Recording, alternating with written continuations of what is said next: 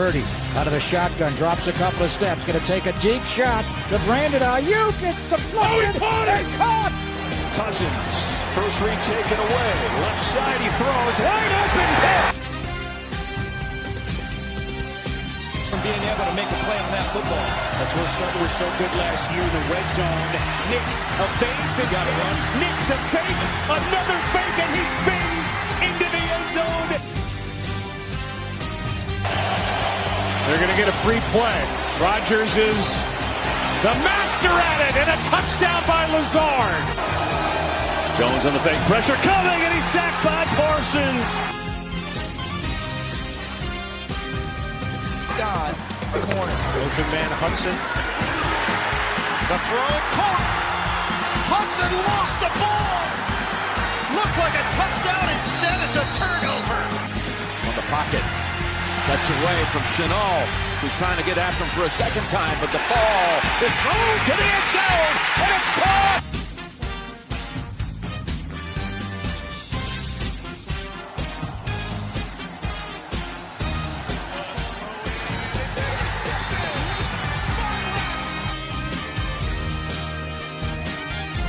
On it to McCaffrey right up the middle, and a stiff arm. McCaffrey for 6.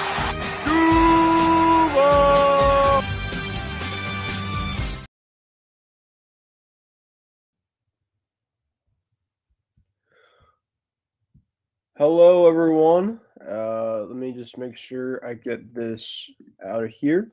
Hi, everybody. Hope you guys are doing well.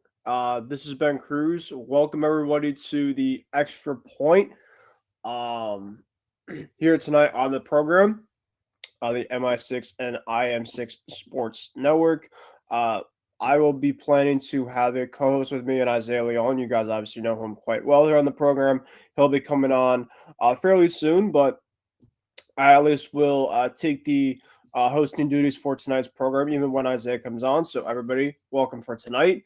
Obviously now for this overall NFL program for the Extra Point, we are officially now out of the NFL season. Now, of course, we have playoffs coming up, so we will be having our Isaiah and I will be having our playoff bracket prediction coming up later on in the program. And, we'll kind of be talking about what happened during Black Monday. Obviously, there was a ton of coaching firings and GMs that unfortunately lost their jobs. But obviously, that's a big part of Black Monday is all the teams specifically that aren't in the playoffs now. A lot of them, of course, now have some coaches that moved on or some coaches that did stick around. So I'll also talk about that. And also talk about the Week 18 recap, of course, the last week of the NFL season. And we'll go through a bunch of final scores. We'll not really go through the ins and outs of every single game. But we'll kind of get a quick recap out of some of the games here. Obviously, my New England Patriots, the team report I had on Kicking with Cruz for those that watched that show last week. I talked about in terms of what to expect in terms of the Patriots' last game. So obviously that game happened this past weekend. Of course, some other games that happened.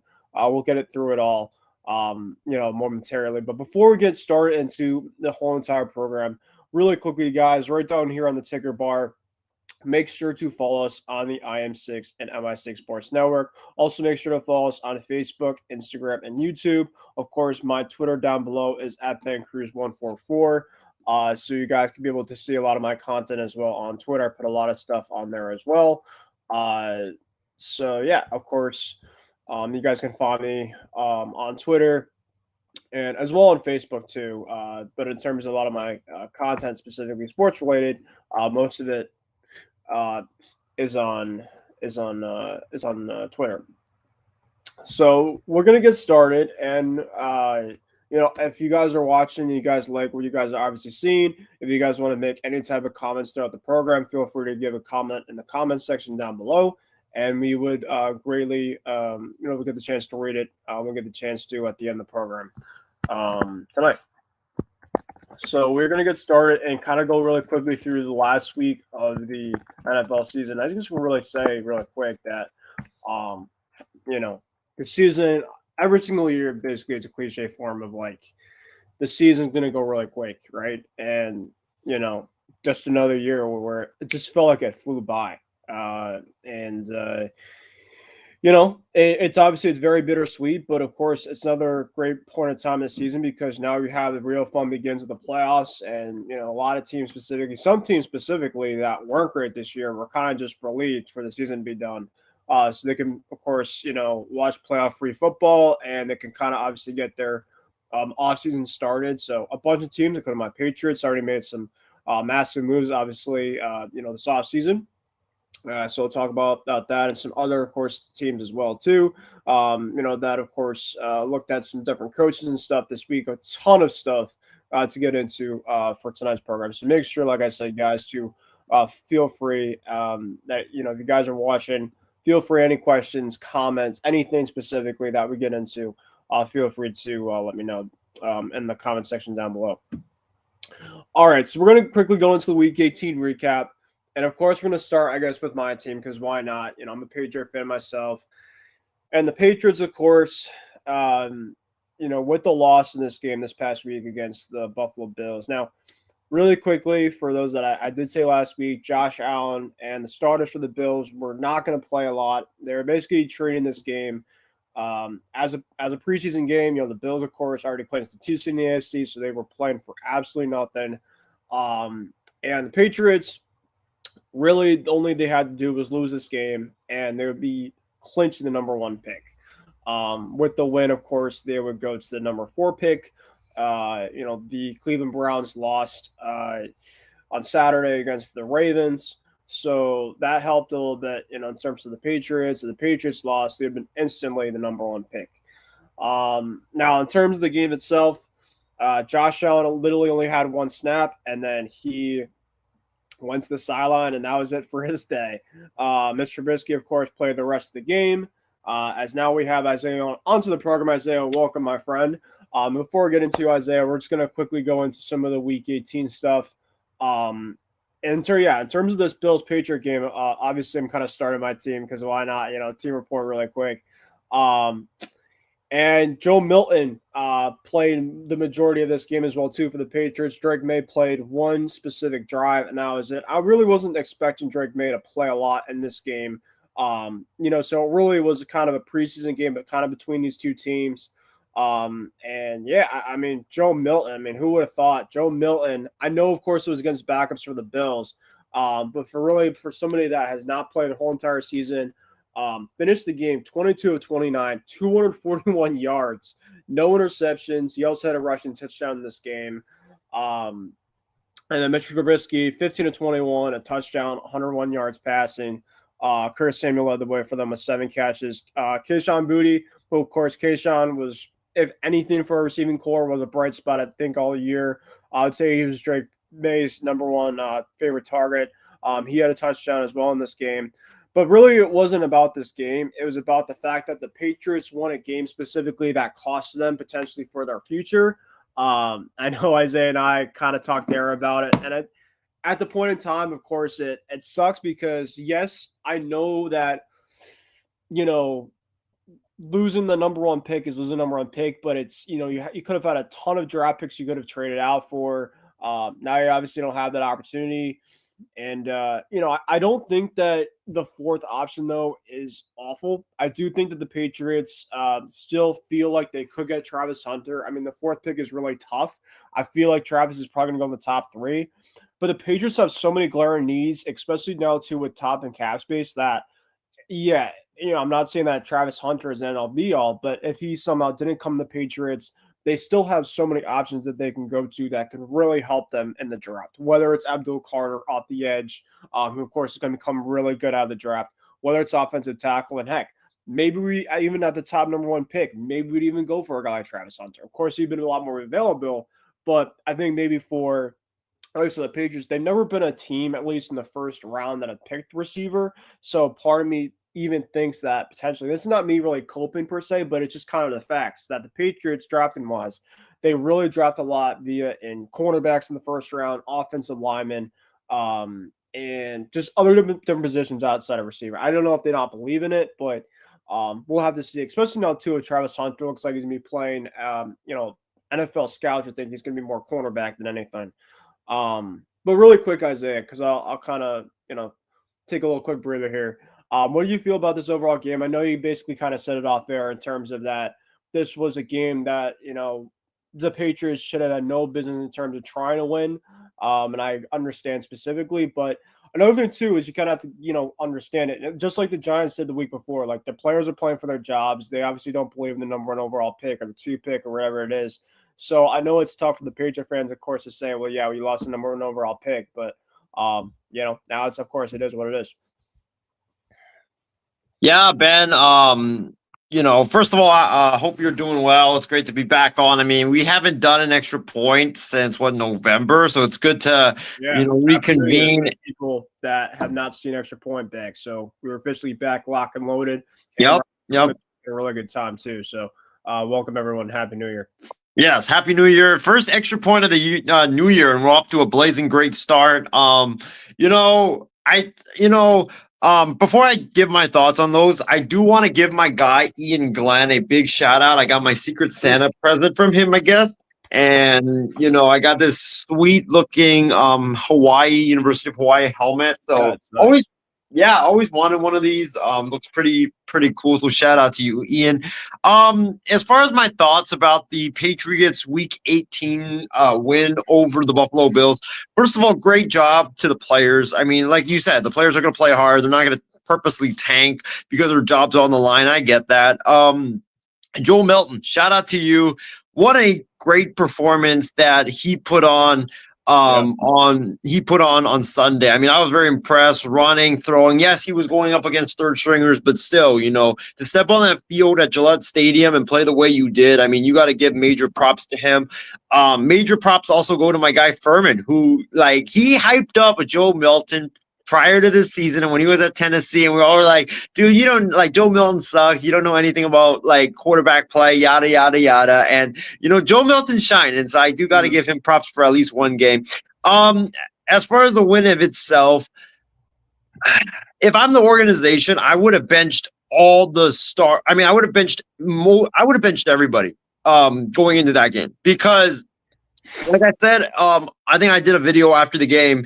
This was the worst win in Patriots history in the last 30 years, because not only did you lose the number one pick, you lost options. That's why losing the number one pick is so bad, because if you had gotten the number one pick, you could have gotten a generational talent in Travis Hunter, who can play both wide receiver and cornerback. He's basically like the Shohei Ohtani of football, so he could do a bunch of those things. And wide receiver and corner is a position that you desperately need to upgrade. You need to get more explosive weapons at both spots, and Travis Hunter helps you cover both of those two spots.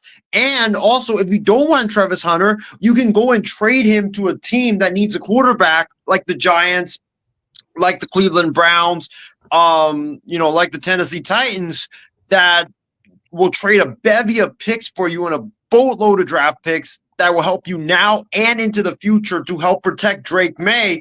You lost those options now, because now you not only do not get the number one pick, you don't even have the number 2 pick, you don't even have the 3rd overall pick, you have the 4th overall pick, and the teams that were going to trade you those bevy of picks, they are sitting there at number 1, number 2, and number 3 ahead of you for it. So you lost that option, and potentially with Cam Ward and Shedeur Sanders going to, I think, the Titans and the Browns, number 1 and 2, because Deshaun Watson suffered a setback with his Achilles rehab, so he might not even be ready for the year.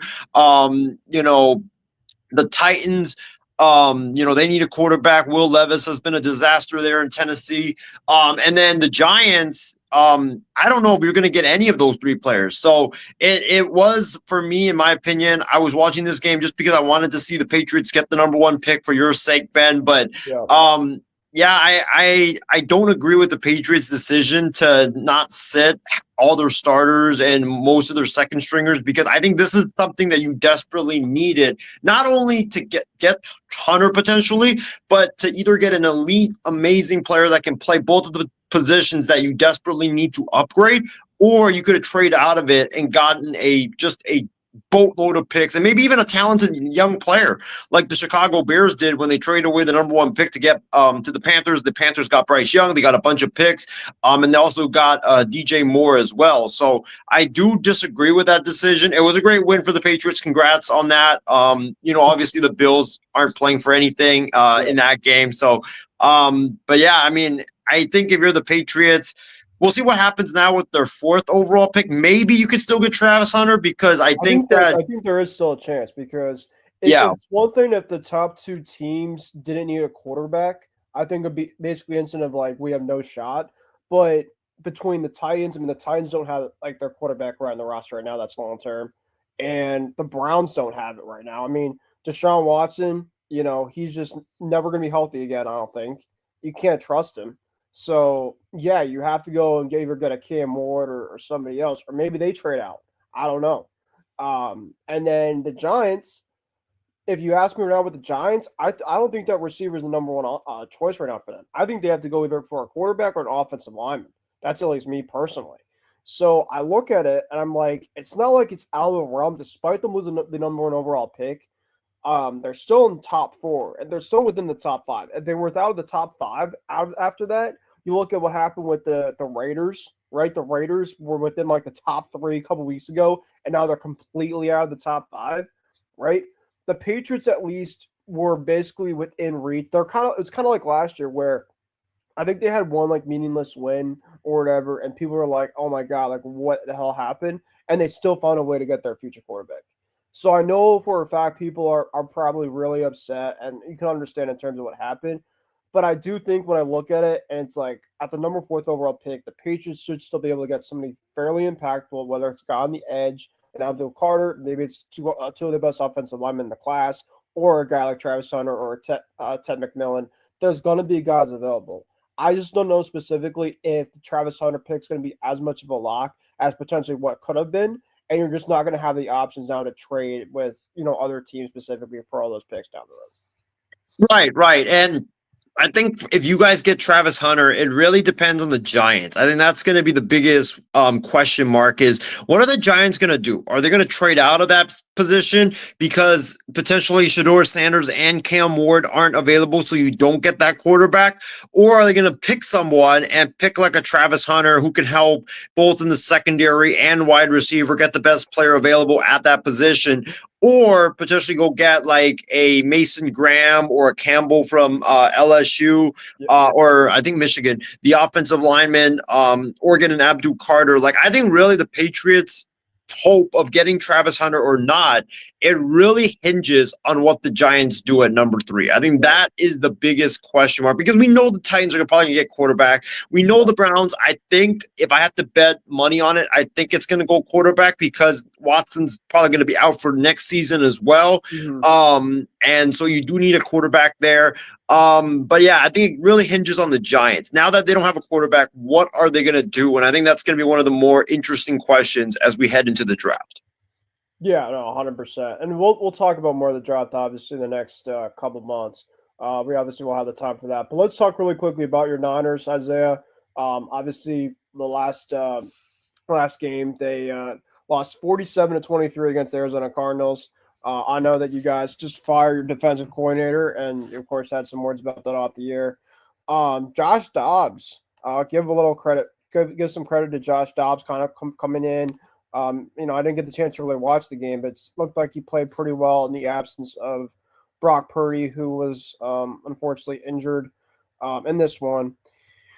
But Isaiah, just looking at it as a whole, man, just in terms of your season, right? You guys obviously lost Super Bowl last year, and I don't think anybody really envisioned, a season with all the talent that you guys had, to not only miss the playoffs, but to basically have the record that you guys were at. So, and obviously it wasn't because of the overall talent, really. It was just more of like every single week. I think there was a ton of reshufflings when it came to injuries. I think really mostly that killed you guys. Obviously, Brandon Ayuk really not being able to be out there on the field, being that true number 1, number 2 receiver. Deebo Samuel kind of taking a step back in terms of his offensive production. And then defensively in the secondary, I know you really were a massive believer about the secondary. So you can really make an argument for a bunch of stuff. But when you kind of look at it as a massive whole, and of course, you can kind of have a little quick tidbit in terms of what you feel like can be in the offseason of kind of what you guys need to do. But, because I know we could obviously talk about really this game, but at the end of the day, it was really two teams, right, that were playing for the final game. And that was it. What do you really feel like specifically kind of looking back now at this Niner season? I know you're probably thinking it's a massive failure and deservedly so, but what do you feel like specifically kind of hinged really on this Niner season that you felt like was the reason why they weren't back in the playoffs and they weren't back to kind of where you feel like they're supposed to be?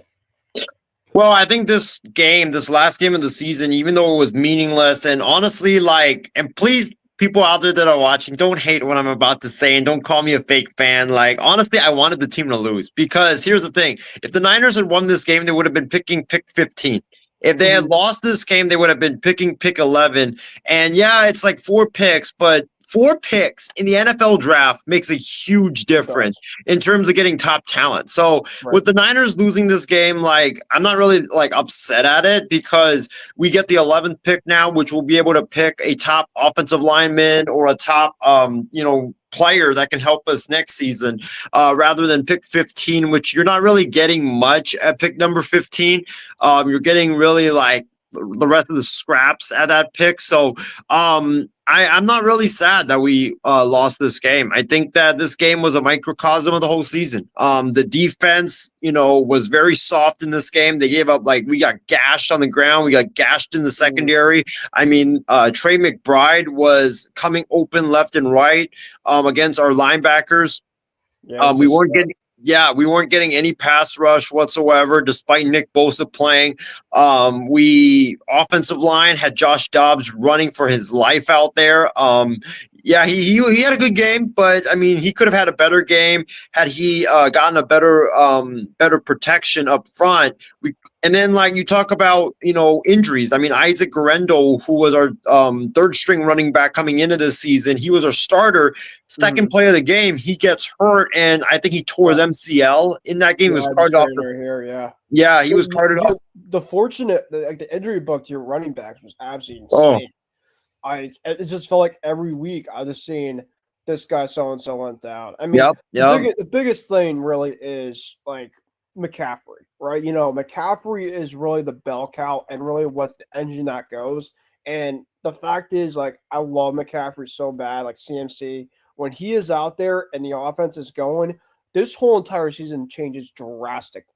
He's just that big specifically of an overall offense. And, the fact that he really was not being able to be available for a lot of the season, it wasn't all of his fault. But between him and between, of course, Brock, obviously in the second half of the season, not being fully healthy, it's just massively. It basically just takes a lot of the rhythm out in terms of what your guys are trying to do. Yeah, definitely. And so we had those injuries to the running backs in the second play of the game. And then I think also the biggest thing was, it was just everything that's happened throughout the whole season happened during the game. I mean, Jake Moody missed another couple field goals. He's been missing field goals left and right. The Niners special teams has just been god-awful this entire season. I think we gave up a fake punt and we gave up a 40-yard punt return by the Arizona Cardinals. So this game as a whole was just kind of like a microcosm of the entire season in one game. Everything that's gone wrong this season happened in this game. And I think, like you said, as we go look in the Niners season as a whole, absolute failure because, we had all this talent. Everybody was saying that this was most likely the last year because Kittle's getting older, Debo's getting older, everybody's getting older. And plus you have to pay Brock Purdy at the end of this season, a massive extension, which means more players are going to be leaving and leaving and leaving. This was the last year of the window to win it all. And for you to not only miss the playoffs, but have a losing season. I know there was a lot of injuries, but we got to get better on the offensive line and the defensive line. We got to get better pass rushers. Secondary definitely got to get better. I think the Niners need to get more younger and explosive because Debo definitely has lost a step. I don't think Ayuk's going to be back. I will say there were a couple. Richie Persa, he really blossomed. And of course, the major story that I hit earlier on the season, he was somebody that kind of like you were saying, younger and faster. He's a guy I think that could really come to the next level. Like Debo Samuel, of course, great Niner for so long, but I think that he'd be a perfect like trade cap casualty type of piece because he still has a decent amount of money off the books, and you could probably get something back for him for in terms of the caliber of the name. So yeah, like somebody like him, of course, Greenlaw. I know Greenlaw, of course, gonna be a free agent this offseason for you guys too. So yeah, if you guys get a little bit younger, and of course, like you said, the special teams, Jake Moody. You guys lost a ton of games when it came down to special teams. I know a lot of people say special teams doesn't mean much, but especially in a lot of close games, and I know that you guys were in some close games. I know he had the game winning kick against Tampa Bay, but a lot of the games really affected the overall team as well. Yeah, and I also think another position we need to address is and we addressed it tonight, but Nick Sorensen, defensive coordinator, fired. We need. I mean, I if he had not been gone, I would have rioted because this dude called some of the dumbest defensive plays ever. Like I think against Detroit, it was just right there, good representation. Detroit's first, I think it's like 3rd and goal at the 6-yard line, and this dude does a soft zone. Like, what are you even doing? Soft zone, 3rd and goal from the 6. Like, come on, dude. And the receiver, obviously for Detroit, wide open, touchdown, and then that's basically all she wrote for the Niners. But the defense was just soft. They couldn't rush the passer, couldn't stop the run, getting gashed left and right. The offense, was very clunky this entire season. We would be good from our own 20 to the opposing team's 40, but then that's where we stalled out. Red zone, we were awful at. Also, I think what really alarmed me was the lack of discipline from this team. I mean, normally you see the Niners, like in the past couple of seasons, they never ever have a lot of penalties. They never really lead the NFL in penalties. This year, I think we're 2nd or 3rd in the NFL when it came to penalties. Like you just never see that. And some of the penalties were just stupid. There was, I forgot what it was. It was like a guy on the, I think right here against Arizona, a guy on the sidelines. He literally stepped onto the field and he gets called for some type of unsportsmanlike penalty. It's like, what are you even doing, dude? Like you're on the sideline. Why are you gonna go taunt and then you get us a big gain wiped away? So that's what I think what we really need to work on this offseason. And I do want to give a shout out to Ricky Pearsall. I mean, for him getting shot in the chest, don't even know if he was gonna play in the NFL ever, and then for him to come in and then to really make a difference, especially the last 2-3 games of the season. He looked like a really good route runner, and he has really good hands in the 3 games that he blossomed in, and hopefully he could turn it into something special next season, because I think that if you get rid of Debo and Ayuk, you're going to have some playmakers step up, and he can truly be the guy to replace what Ayuk does for you. Yeah, I think him and Juwan Jennings. I think Juwan Jennings, just looking at his overall stats, 975 yards, 65 yards average per catch, and 6 touchdowns. I think Brock Purdy, you could obviously agree or disagree, but Juwan Jennings and George Kittle, I think personally outside of CMC are really Brock's kind of guys. I know Ayuk was one of them, but I just don't know with Debo anymore, to be honest. I think, like you said, he's kind of like a gadget player at this point in time in his career. It's just he's really lost a step, and I think that a team, maybe a change of scenery for him could be for the better too.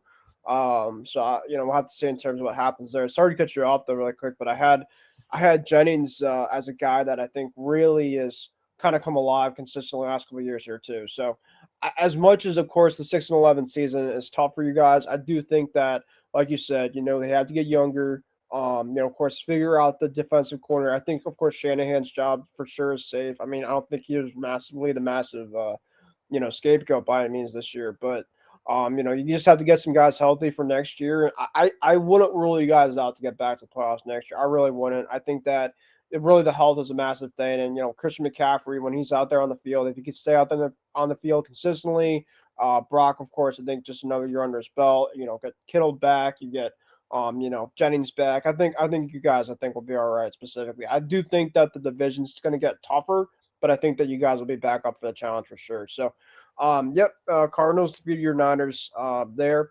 All right, let's quickly go through some of the rest of the games here. The Lions beat the Vikings 31-9.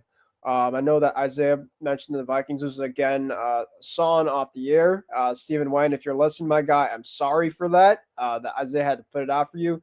But regardless, the Vikings are in the playoffs. The Lions are also in the playoffs. It was just kind of a game that I think really, as a Sunday night game, I think everybody was basically expecting that this was going to be one of the best games of the season. Of course, they put it on for the Sunday night game, and Sam Darnold was playing great. Jared Goff was playing great. The first time they faced each other was like right down the wire. And it just, unfortunately, Sam Darnold kind of went back to the dreads of Sam Darnold in this game on Sunday night. Kind of turned into a pumpkin. 18 of 41, Isaiah, after a fantastic game the week before against the Packers. He had guys open a lot in this game, and he just overthrew them left and right. They had chances. They got a couple turnovers, especially two in that first half against Goff, and they just never cashed in. I think that was the massive biggest thing. Like when you're playing a good team like the Lions and you get the opportunities and you're not cashing in those points, it's unfortunate because the Vikings typically are always a good team like that. I mean, Sam Darnold this year was absolutely fantastic. Outside of course this game, he was been fantastic all year. And yeah, just Jordan Addison, right? One of his best receivers, only had one catch, no reception yards this whole entire game. Of course, that's never going to cut it. Justin Jefferson only had 3 catches for 54 yards. So yeah, I mean, just a lot of the Vikings' success all year has been in terms of those two receivers, and they really just were locked up defensively. Especially, it was really, the Lions have been really depleted in the last couple of weeks, so it's been more of a shock that the Vikings weren't really able to take advantage of it. But the biggest thing about this game was Jahmyr Gibbs for the Lions. I mean, what a story that Jahmyr Gibbs has been. I mean, of course, the running attack for the Lions has been great for the last several years, but Montgomery goes down with injury the last couple of weeks. And Jahmyr Gibbs kind of comes in. He, of course, had a big game against the Niners the week before. And this game, he had 4 touchdowns, 3 on the ground, 1 through the air. Jared Goff, as a stat line, wasn't great. He had a touchdown and 2 picks, but he didn't really have to be great because the lead was already, it was a blowout at the end of the day. Now, really quick, Isaiah, I mean, do you feel like specifically that the Vikings just had a really off game, or do you think that there's just kind of more to this overall story? For me, I think it was more of an off game than anything. I think the Vikings are still been a really good team all year. Brian Flores, of course, got 2 turnovers against them. I just felt like it came down to just Sam Darnold in the offense just had opportunities consistently, and unfortunately, just Sam Darnold wasn't at the top of his game. No, I think this is that this is like the real litmus test in terms of who the Vikings really are. I think that the Vikings this season, they played a really soft schedule. If you look at their schedule, really, like outside of the Lions, who they lost twice to, the Packers have just been inconsistent all season long. If you look at their schedule, like who have they really played? And they've had a great season. Shout out to Sam Darnold. But you look at this game, right? The Vikings coming into this game, I always said the problem with the Vikings is it's like what Stephen A. Smith says on First Take. The Vikings, they're with the Cowboys. I mean, the Vikings are like that team with the black cat running around that franchise because somehow, some way, Ben, when it comes to big time moments, big time games, you can always count on Minnesota to choke it and to play bad in these moments. And so that's why the thing with the Vikings for me was like, you had that stigma of, okay, something's going to happen to the Vikings. That's why I always said, okay, come playoff time, we'll see what happens. And this game showed, the Vikings had opportunities, like you said. This wasn't like Detroit dominated. Like the final score is so deceiving, 31-9. Like this wasn't a blowout at all. Minnesota had like 4 opportunities to make this a game and to put up a lot of points and to even beat Detroit. But they had 3 red zone opportunities. They put up a combined 3 points in 3 red zone opportunities. You can't do that. Like you have to cash it in. And I think I posted in our group chat, not scoring touchdowns in those opportunities is going to come back to bite the Vikings because Detroit is going to Detroit's like an avalanche. They're just going to come out and just throw haymakers at you. And, there's really nothing you can do. And this Lions defense is not playing good football right now. I think, like, from what I saw last week, where they gave up 40 points to the Niners, they're ranked like 20 something in the NFL. For you only put up 9 points when the Lions kept giving you so many opportunities to make this a great game and to ultimately win the game. I mean, the Vikings, they blew it. And, we'll see what happens in the playoffs. But that's why I don't trust Sam Darnold in the big moments, because I just think that he's going to revert back to what we saw from the Jets and end up being a guy that, see ghosts left and right. On the football field, which is what he was doing against a really talented top team like Detroit. So I think for me, this game showed me that the Minnesota is a massive fraud. I don't believe in them. I think that Minnesota showed that who they really are, and that is a team that probably is going to be a first round exit, come this weekend. So, like you said, shout out to Jahmyr Gibbs. Great game for him. I think 3 touchdowns on the ground, 1 through the air. I mean, outstanding game. He is electric, and he's just going to keep getting better and better. And man, Detroit, their offense is amazing. I mean, Ben Johnson, we'll talk about the Patriots later on, but every team should be lining up to hire Ben Johnson right now. I mean, the plays this dude draws up every single week. The creativity is something that we have never seen before in the NFL. Yeah, no, it's absolutely incredible. I mean, I still remember the play that he had. The Lions were at the Bears, and essentially it was a fake, basically a HP dive where it looked like, he was falling to the ground. So I think it was Goff, and it was basically designed that way. It wasn't like he purposely went down the ground like that. It was like designed that way, and then they threw like a 35-yard bob to Laporta for a touchdown. I mean, it just like the creativity was just absolutely insane. Another thing, too, about the Vikings was Kevin O'Connell going for it on 4th down a couple of times around the game where the game was still within reach. I'm like, I understand you want to be, like, aggressive at times, but it was almost like they were trying to kind of go into what the Lions game plan is a lot of the time and kind of go with Dan Campbell's game plan of, like, just going for it consistently. I feel like they kind of just went, like, away from kind of what they've been doing a lot.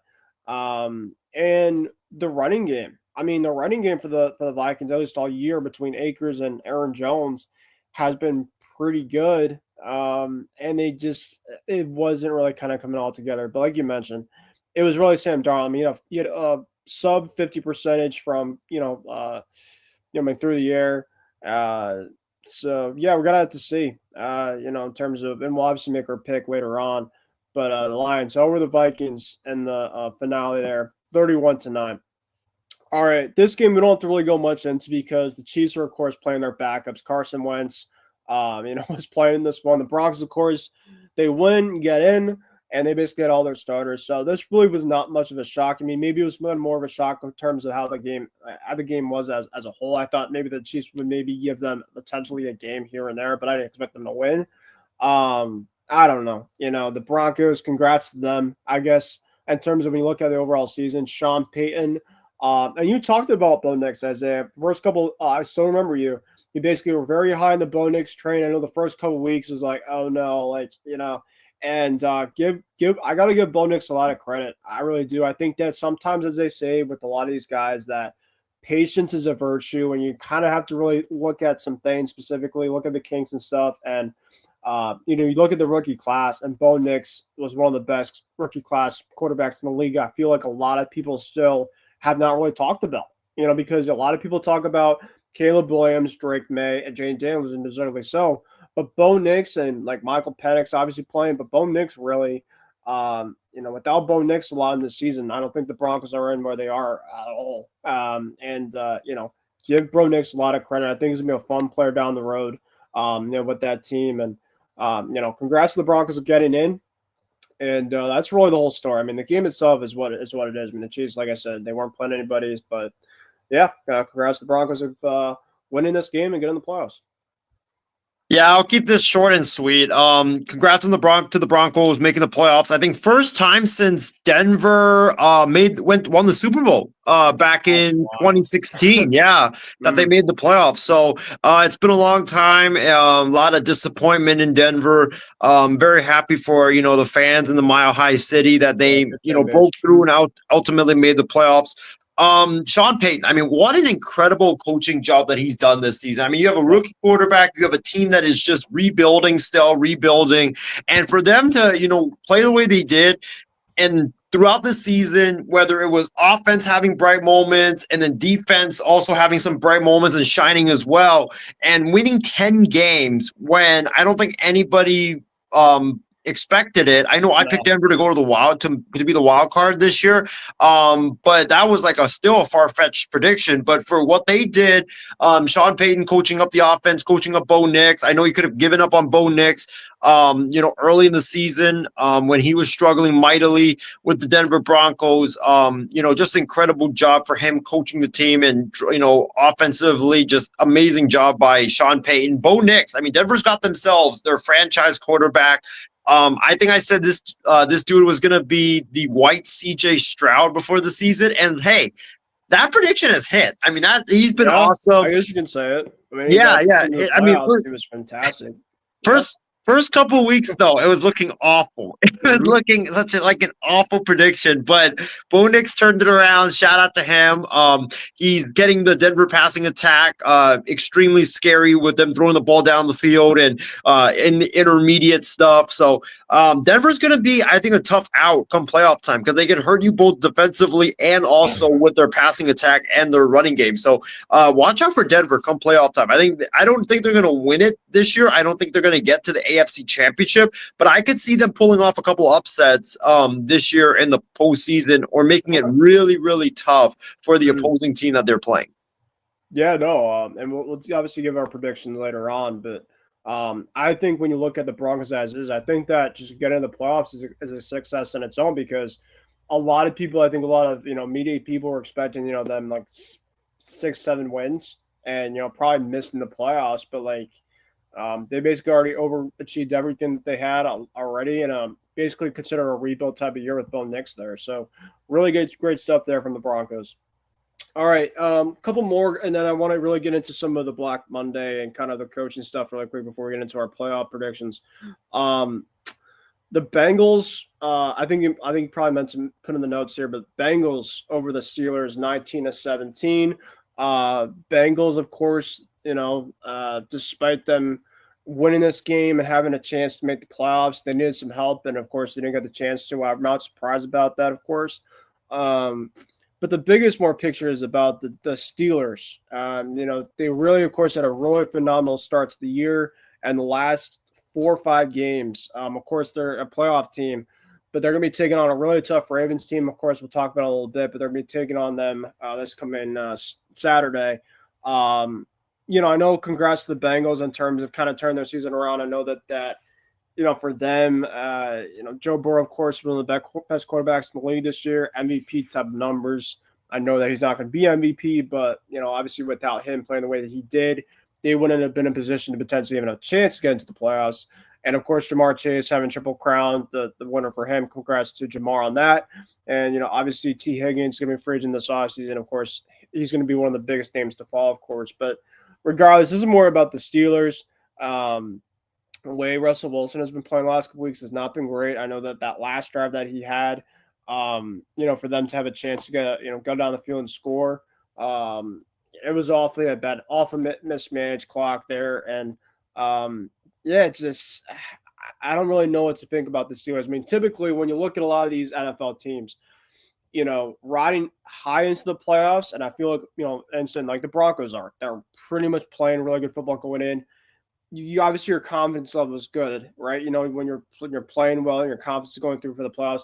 The Steelers are basically kind of going through this right now. I really there's something about them right now. I don't know what I know you can say with Mike Tomlin, this and that in terms of belief, but yeah, something's not going right there in Pittsburgh. I will say that. This game is all on Pittsburgh. Pittsburgh blew this game.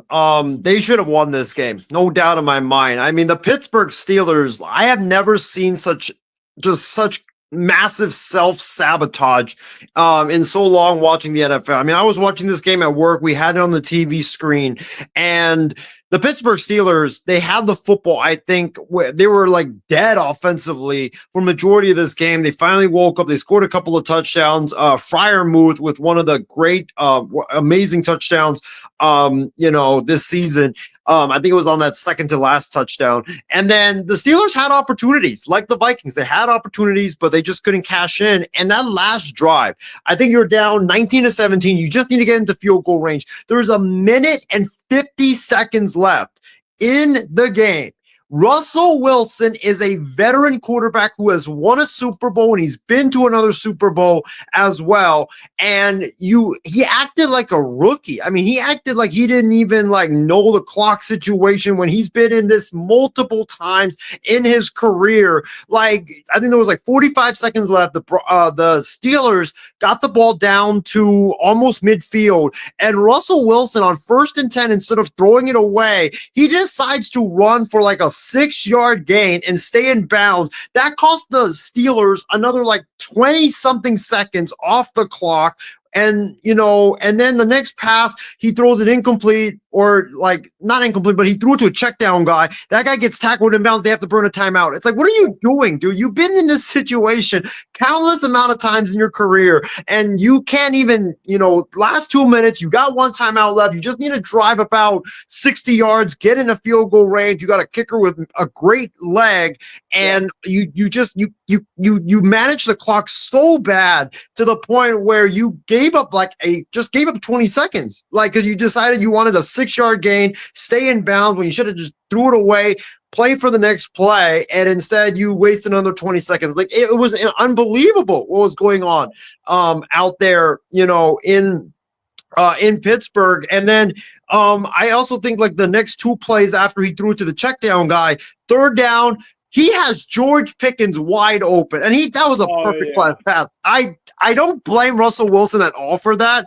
That was a perfect pass. He threw it right to him, puts it right in the basket, and George Pickens just drops it, dude. George Pickens. Yeah, I think coming into this game, George Pickens, he at the beginning of the season, he was I want to be the man. I want to be the man. And he had games where, he was giving really bad attitude because he wasn't getting the ball. Well, if you want to be the man, you got to catch that. That was literally right in the basket for you, and you dropped the ball. And I think I read somewhere, Ben, George Pickens came into the game with 900 receiving yards. He needed 100 yards receiving to I believe to be 1,000-yard receiver. Well, in this game, he had -1 yards receiving. So he came into the game needing 100 yards. He came out the game losing 1 yard, and that touchdown right there would have put him, I think it would have put him maybe 30 yards or something, close to it. But I mean, what an absolute. Yeah, what a choke job by George Pickens. And the last thing I'll say is the Freiermuth, even though I gave him props, in before, 4th down, come on, bro. 4th down, you're going over the middle, you got to catch that. You have to catch that. That would have gotten you at least close to field goal position. Yeah, I know with that one, it's really tough, but he really was their offense the whole entire night. So it's it sucks for him, but I think it was more the Pickens play than anything, because Pickens really the whole entire game had not just that drop, but he had multiple drops really in the whole entire game. So it basically was a whole entire of course it's going to happen that way, where it's you have a couple chances. Of course, that final play where actually Russ makes a really good play at the end, he doesn't make it. So I know Pittsburgh, and we'll talk about them a little bit, but they really do play Lamar tough, and that's obviously maybe one thing. Maybe they can keep it close. But, and I hate to kind of give my predictions away right now, but I just don't know about the offense. I just don't know about consistently how the offense has been, and it's not been great the last couple of weeks. All right, we're going to kind of move on now because I really want to get into our predictions. I know there's a bunch of other games to get into, but let's get into some of the Black Monday fire-ins here as we're almost getting to the top of the hour. I can't wait for this. So, of course, starting with my team in terms of New England Patriots, with not even just a day or two or a couple days after they made specific new change, an hour after the game was over, Patriots head coach Gerard Mayo was fired after one season, according to Adam Schefter. And speaking of Adam Schefter, he really was on this because during the NFL Sunday Countdown show, they basically were kind of going through a bunch of lists of the coaches in terms of how they felt about in and out. And Adam Schefter was saying with John Mayo that he felt like he was going to be out, but in terms of like long term. And everybody on social media is like, oh my God, like, this could potentially really happen. Even though kind of weeks beforehand, they kind of felt like, they really didn't have a whole lot of kind of pieces around them. And of course, understandably so, maybe come back next year, give them a little bit more pieces, and maybe kind of can see how it could work out. Of course, with 1 year, it's kind of really tough to kind of, fire a guy, 1 year out. But nope, you just got that. I just got that bombshell from Adam Schefter about an hour later, and I wasn't kind of feeling like it was going to happen the same day, but I had a potential feeling that maybe during the weekend or at the end of the weekend, maybe early like this week, that maybe something could have happened right with Gerard Mayo's future. But nope, they wasted no time. Gerard Mayo out, and now of course we could talk about some guys. Of course, the Patriots.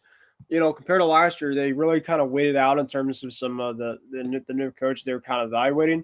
This year, it's been like this. It's going like, wildfires right now with the Patriots, looking at some guys right now, and deservedly so.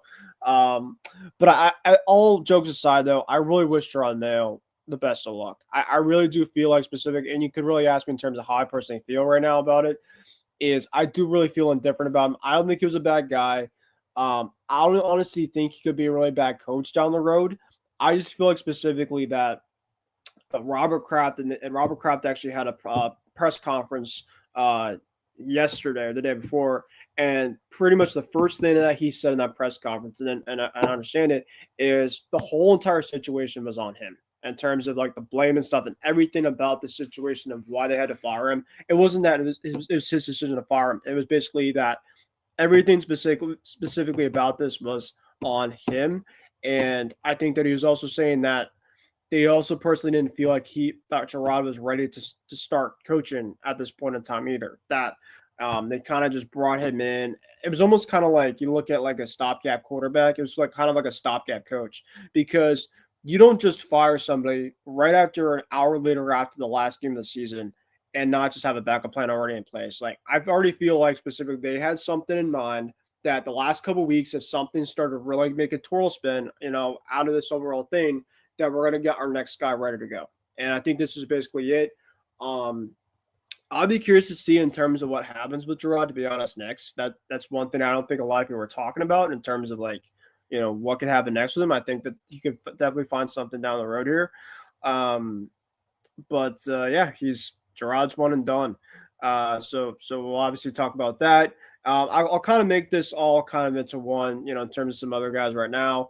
So, of course, Antonio Pierce from the Raiders, he was, of course, a guy that we kind of talked about the last couple of weeks in terms of he could be on the hot seat. The Raiders fired him today. So he's another one and done. No, he's not a one and done coach because he was there last year. But, he was kind of a guy that they were really starting to kind of feel that he could be on the hot seat. And then, of course, he is now there. Tom Brady is going to be, having a major say in terms of the next guys. So shout out to the Gov for that. I'm not really surprised about that. Him and Mark Davis are going to be basically the two guys that will be putting an input in terms of the next coach. The Raiders are also going to be keeping GM Tom Telesco around. So I'm not surprised about that. The Jaguars fired Doug Peterson. That was pretty much kind of overdue now for a while with Doug Peterson there with the Jags. Jags obviously had another awful season. They did keep GM Trent Baalke around, though. I don't really understand that. I think if you're going to fire one, fire the other. The Giants, they kept both of their guys out there. Typical New York Giants swerve. They kept Brian Dable and Joe Shane, two guys that I'm a little surprised they kept both of them, but that's the Giants for you. The Titans, they fired GM Ron Carton after three seasons. Of course, we talked about your Niners already. They fired defensive coordinator Nick Sorensen and special teams coordinator Brian Schneider. And then there are also going to be a ton of interviews coming up. But the Bears are already interviewed Pete Carroll and David Shaw for the head coaching job. And, of course, Ben Johnson. The Patriots are going to be interviewing Mike Vrabel coming this Thursday, and Ben Johnson coming up pretty soon. And the Patriots also broke the Rooney Rule. For those that don't know, they already made 2 interviews, of course, with Pepe Johnson and with Byron Leftwich. So a ton of stuff coming up in terms of the head coaching carousel and the stuff going on there. And of course, Mike McCarthy is still with the Dallas Cowboys. Funny enough, Isaiah, I don't know if you know about this, but apparently the Chicago Bears are going to get an interview with him. The Cowboys said, nope, we're denying that overall interview. So Jerry Jones, I don't know what he has for a love affairs with Mike McCarthy, but it doesn't seem like he's going anywhere. So with all things considered there, that I basically all said, basically the floor is yours in terms of what you want to get into. Obviously, I'd assume you're probably going to start with the Gerard Mayo stuff, but anything else you want to say, I'll take it to you. Yeah, I'm just gonna give a Cliff Notes version because I want to really get into our picks because I'm looking forward to that segment. In terms of the coaches that got fired, Gerard Mayo, I am surprised, not because I knew Adam Schefter said that he was leaning towards out, and that kind of got me shocked as well because I didn't think Robert Kraft was gonna do it. I think that Robert Kraft had been spending the last few years personally prepping and also saying that Gerard Mayo was going to be the successor to Bill Belichick. He had even written it into Gerard's extension when they gave Gerard an extension to remain with the Patriots when he was getting head coaching interviews. Like, this was Robert Kraft's hand-picked guy. And I was like, man, there's no way that they spent years prepping him for this, that they hand-picked him personally for this, that Robert Kraft is going to fire Gerard Mayo after just one season and not let it play out. So I was really shocked by it. I thought that Kraft was going to let it play out and then, for a couple of seasons, because, with owners, they don't like to swallow their ego and admit they're wrong. And that would have been what Robert Kraft would have had to do in firing Gerard Mayo. So I was really shocked that he did when the news came down about an hour after the game. And I think that this news also, for you, Ben, as a Patriots fan, and also Loro, if you're watching, and all Patriot fans out there, it's great because now you get a new, a guy that's going to be a real head coach. I'm not trying to diss Gerard Mayo. I just didn't think he should have been the guy from the beginning. I think that the Patriots. A lot of people said that, yeah. Yeah, I think the Patriots should have went in a different direction. I think they should have went away from last year's coaching staff. They should have went away from the Belichick style and brought in someone that could bring in some fresh new ideas into the building, because that's what the Patriots really, really need to do. And, I think as far as who should be the next coach of the Patriots, I know a lot of people are going to say Mike Vrabel, and he should definitely be one of the front runners, but right? I think it should be Ben Johnson, because Ben Johnson, like we said, this guy is a damn good offensive wizard. He's a guy that, draws up some incredibly creative offensive plays that nobody's even thought about before. I think for the Patriots, Ben Johnson would be the guy that would bring in some fresh new ideas, that would help Drake May, develop Drake May, and also he's a guy that can have he's a guy that I think that, his leadership skills is off the chart. And I just think that he would be a better fit for the Patriots than Vrabel, just because I think with Vrabel's a great leader. Don't get me wrong. He's a great defensive coach, but you need a guy that can develop Drake May and help Drake May out and be that play caller, because with Vrabel hiring an offensive coordinator, if that offensive coordinator gets great, then he's going to be poached away to be a head coach somewhere else. You're going to be turning over offensive coordinators year in and year out. And I don't think that's great for Drake May. So me personally, I would prefer Ben Johnson be given the keys to the kingdom for the New England Patriots. I think that would be a great move by Robert Kraft. If he wants GM powers, if he wants to say in the front office how things work roster-wise, I would give it to him, because I think he's a really good offensive coach. As far as the other guys are concerned that you listed, Ben, Antonio Pierce, I don't think he should have been hired to begin with. I've always called him Jim Tom Sula 2.0. I don't think that he was a great fit. The thing that people need to understand is these interim head coaches, they run into something called the interim hot streak, which is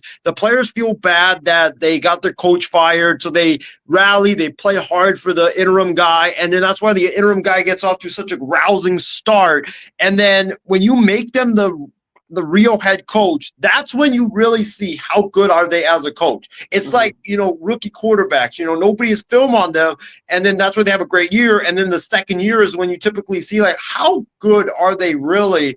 It's like that with interim head coaches. I don't think Pierce should have been hired to begin with. I think that the players quit on him because I think there was a story that Devontae Adams went into Pierce's office personally and quit and said, like, I want to be traded. Like some of the stuff. I think he had the same issue as Gerard Mayo, basically, like not ready to be a head coach.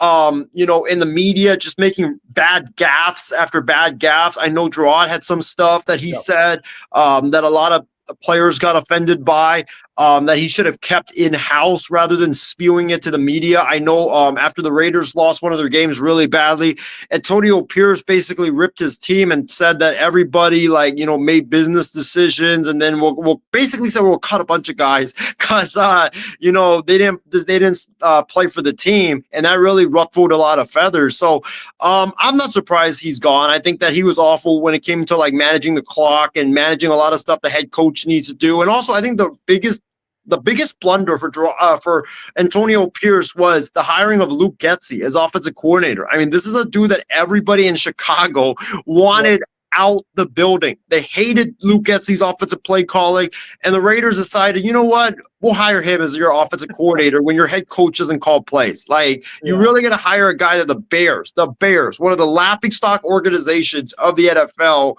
don't even want to keep. It was just a bad move from the beginning. And I think for the Raiders, David Shaw, the former Stanford head coach, I think he would be a good fit for them. Stanford connection. I think, don't be shocked about John Gruden because Mark Davis loves John Gruden. Yep. And there was a rumor last week, I think, from Tom Pelissero that John Gruden might be a hot name this year for the Raiders. And here's another sneaky one. Deion Sanders, Ben. Because Tom Brady has a great relationship with Deion and Shedeur Sanders. Deion loves the spotlight and the publicity, right? So Las Vegas would be perfect. And the Raiders, I think, have the 8th pick, but they also have a lot of picks. They also have they could trade up and get Shedeur. So watch out for Deion to Las Vegas. I could see it. Peterson, not a surprise there. That he got fired. Trent Baalke getting kept is absolutely ridiculous.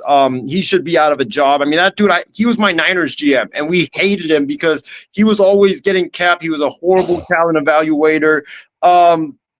Giants, I mean, this is basically the Giants doing stupid stuff and just being the same old stupid Giants. I haven't listened to New York sports talk radio, Ben. I don't know how it is out there. I live nearby it.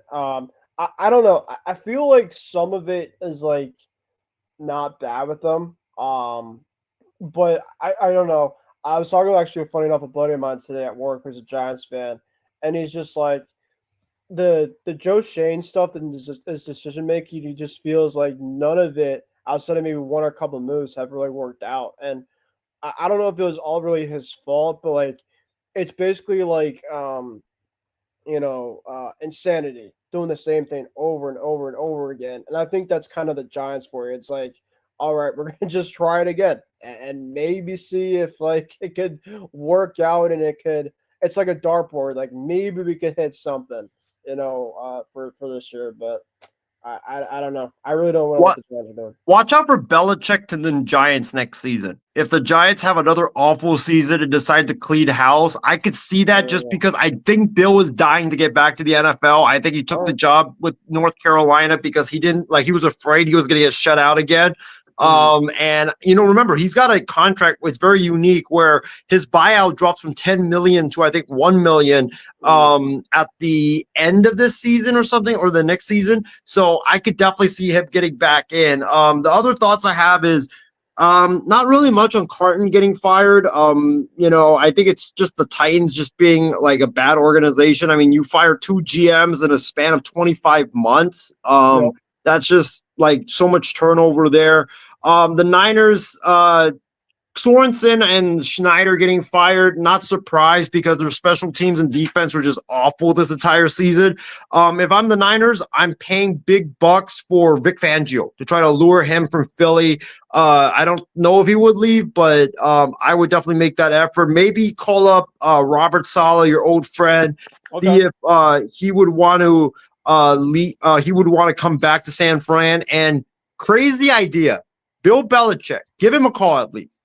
Because if he wants to really get back into the NFL, why not? Like, what better place than being the Niners defensive coordinator, which have seen so many defensive coordinators go and become head coaches somewhere else. So maybe give him a call. We'll see. But yeah, I think and then the Bears. Pete Carroll, David Shaw. I mean, those are interesting. I mean, David Shaw because he's a good leader of men. Pete Carroll. I don't think he should be coaching in the NFL. He just seems like he's too old.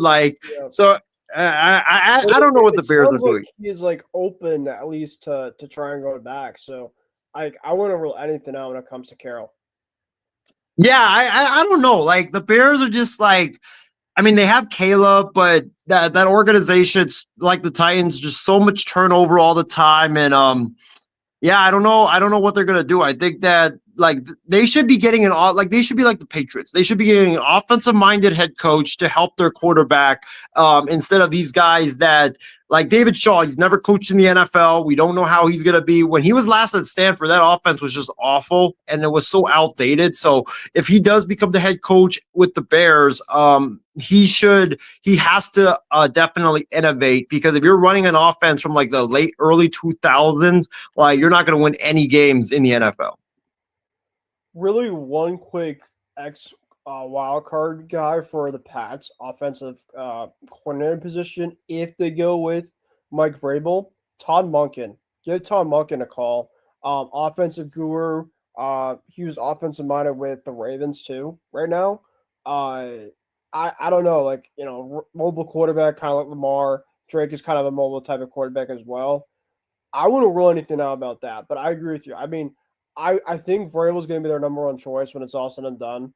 I just think that personally, I think that I wouldn't even be shocked after the interview that they have on Thursday. Is it basically like, all right, like we're gonna get all this stuff out. Mike, obviously probably know Mike Giardi, but Mike Giardi apparently was talking to 5 or 6 NFL executives, and basically all of them, I don't know, maybe but like one, basically said with Vrabel, all the connections basically said Patriots. So I think when it's all said and done, he's going to go there. I think that obviously Ben Johnson will probably be 2. I'm not obviously rolling it out, but I think that it's going to be Vrabel when it's all said and done. And I think one thing is going to be the reason in terms of why they're going for it. And I think it's going to be because of familiarity. I think it's going to be because of they need to build a culture. Okay. Specifically need to build a culture, and Mike Vrabel, I think, brings that, specifically the culture ability. And I think that they could be able to find. I mean, I think that Vrabel could bring a staff in which could really help May out, specifically at least an offensive coordinator, this and that. So I don't think it's because they're going with the same old crap in terms of keeping like a Patriot type of thing. Like Vrabel's already shown that he knows how to bring offensive. He was a captain, I know, for the past for a while, and he can bring that. He has the head coaching, experience and stuff in the past too. Heck, he was the one that knocked Brady out, for his last game, in New England. So it's not like he doesn't have any experience. And I just think that the culture thing is going to be a massive draw. But it's all said and done in terms of it. But heck, I mean, we'll have to see. I could be wrong. Ben, one thing I do want to add before we move on to our picks is about Vrabel is. Definitely the Patriots, like those strong ties. I could definitely see him going to New England, and I could see him he's definitely going to be a front runner. Him and Ben Johnson, it's either one of those two guys. I would bet my money right now that they were going to get the job with the Patriots.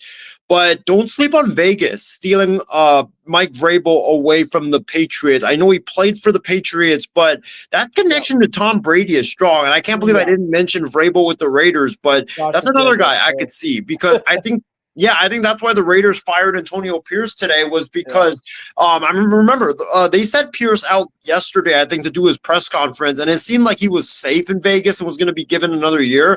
And then they abruptly pulled the plug today, and that just got me thinking, like, with the Patriots looming, I think it's going to be the Raiders and the Patriots battling it out, and it's definitely going to be interesting to see where Vrabel's ties lie. Is it with the Patriots or is it with Brady? Because Brady's with the Raiders now, and you got that Patriots connection. So with him and Robert Kraft, so I could see the Raiders stealing Vrabel away just because of that connection with Tom. But I expect it's going to be for Vrabel, it's going to be the Patriots or it's going to be the Raiders. It's going to be one of those two teams. And if the Patriots don't get Vrabel, hey, you get Ben Johnson. So I mean, you're not really going to be. You shouldn't really be disappointed by that. Yeah. I think what we can do too, and maybe we'll have lower round potentially, but maybe have an extra point show and just legitimately make it as a coaching carousel prediction show. And which I know in the past what we've done, it's been a ton of fun. We basically go through all the teams, and I know there might be, of course, some coaches already that are having the new teams maybe before we go on the next one. But we'll definitely try to do that for you guys as well in the program. But of course, now this is where the fun part of the program comes in, and of course, it's the most wonderful time of the year. No, it's not Christmas. Yeah, Christmas already happened. The holidays already happened, but this is basically the treat to all NFL fans, and the treat is that we finally get the NFL playoffs underway. And yes, here we go, guys. Here's the NFL playoff picture for you all. And so, if you guys want to chime in, by all means, this is the best time to do it. But Isaiah and I will pretty much take it from here. Isaiah, we have not obviously talked about our picks yet, so it should be very fascinating to basically see in terms of what we both have. So yeah, I mean, if you want to, I'll let you take it away. You could do the AFC side, and I can make the picks from there, and we can kind of flip flop it. Or if you want to flip flop, regardless of the fact, we're basically got to go through it, regardless of how we do it. So you know what? I'll let you take it away from here, my friend. I'll have you do the AFC. All right, so playoffs are underway on Saturday, and it's going to be really fun to see what happens because in the NFL, there's always going to be upsets. It's one game, winner take all, and a lot of these matchups I think are very even. So it's going to be very fun to see what transpires starting on Saturday this weekend and the rest of the month and into February. But let's start with the AFC. We got the Kansas City Chiefs. They have the bye, so hope Patrick Mahomes and Travis Kelce and Cole rest easy this week. But in terms of the matchups, we've got the 2-7 matchups, which is the Denver Broncos, the 7th seed, haven't made the playoffs until this year since 2016. They're in the playoffs for the first time. They're playing the Buffalo Bills in Buffalo. We've got the 3-6 matchup. The Ravens and Steelers meet again. That famous rivalry is renewed. And then we have the Chargers and the Texans with Jim Harbaugh making the playoffs first time since he got back from Michigan to coach in the NFL against DeMeco Ryans and CJ Stroud. You got a little bit, Ben, of that Ohio State-Michigan connection with Harbaugh on one side and CJ Stroud on the other. So let's start off with a 2-7 matchup. We've got the Bills, the Broncos from Buffalo. And Ben, I'm going to start us off with a bang. I'm going with the upset. I think the Broncos are going to go into Buffalo and beat the Buffalo Bills. Remember, last year the Broncos, they had Russell Wilson. They went into Buffalo. It was a chilly Monday night in December, and they went in and pulled the upset over the Bills. The problem with the Bills is I don't trust Josh Allen in the playoffs. I think that Josh Allen and Sean McDermott, they've been perennial chokers come playoff time. And that defense has not been impressive this season. And when you look at the Denver Broncos, Vance Joseph is coaching up a great defense there in Denver, a defense that gets after the quarterback, a defense that is very good, with their linebackers and shutting down the intermediate game. They're going to put a spy in the middle to stop Josh Allen from running the football. And then offensively, Bo Nix is having one of the best rookie years we've seen in a long time. And, he really reminds me of CJ Stroud from last year, a guy that bursts onto the scene, a guy that's good at passing and running the football. And also the running game there in Denver. Yeah, go ahead. No, I didn't say anything. Oh, okay. I think that with the Denver Broncos, look, they could hurt you deep. They could hurt you in the intermediate. They could hurt you running the football, and heck, they can even hurt you playing defense. That's how good they are. So, I'm going to go with the Broncos in an upset. I think this is a very good game from start to finish. I think it's very even. I think Josh Allen balls out. I think Bo Nix balls out. And I think ultimately Bo Nix will look like a young rookie Tom Brady leading the team down the field in the last minute of the game and winning this game for the Denver Broncos in Buffalo and pulling the upset of the Bills. And you know what? I'm also going to make another bold prediction. I think Sean McDermott gets fired after this game. Because if you lose in the first round to an untested Broncos squad who's just happy to be there, like there needs to be major changes there in Buffalo. I think I'm going to go with Denver winning this like 27-23. I think it's going to be a hell of a game, start to finish. But give me the Broncos and Bo Nix to pull off the upset. How about you? Yeah, I mean, heck, yeah. I'm not surprised you obviously went with that. But heck, I'm like I said, I think this game's gonna be close. I think that right now Buffalo right now is laying 9, right, in terms of the spread line. So it's not like they're expecting a blowout. I'm gonna go with Buffalo here. I just think that they're at home. They always play well at home. I know there's a couple instances in the past. I know that Bengals loss they had, but that was in the snow. Josh Allen, I think, is the massive thing here. He's playing at an MVP type level basically all year. Another thing too is Bo Nix, right? As great of an overall regular season as is, we have not seen him yet in the playoffs, right? We have not seen the overall big picture in terms of his playoff experience in the playoffs, and not just to me. When you have to go to a really tough environment in the playoffs against a decent defense, against an MVP type of candidate, I don't think that the stakes going to be too high for him. But I just think specifically when he's going to have to make the plays when it's needed most. I'm taking Josh Allen, who's been there, done that in the playoffs, over a young kid like Bo Nix. And I'm going to go with Buffalo here. I don't think it's going to be a blowout, but I think it's going to be kind of like a 28-17 type of game. I think, Denver and Buffalo will probably keep it close in that first half. And I think in the second half, I think Buffalo is going to kind of take advantage of from there. I think that there's going to be some instances. There might be a turnover here and there that might be the factor of the game. And if I'm going to have to make an overall case in terms of who would make that turnover, as great as Bo Nix has been playing for a young quarterback, especially in the playoffs for his first time, I'm probably leaning toward Bo Nix. So I'm going to go with the Buffalo Bills here for them to win and to move on to the next round. All right. So, and also keep in mind the Sean McDermott chess match, the offense versus defense chess match is going to be very fun to watch. Can't wait for that. Let's go to the next game here in Wild Card Weekend. It's going to be, or Super Wild Card Weekend. It's going to be the rivalry is renewed. The 6th seed Pittsburgh Steelers travel to Baltimore to play the Baltimore Ravens. Like I said, with all these matchups, I think they're going to be close. I could see both sides. I could see a case for both sides to win this game. And win either of these games in the AFC side.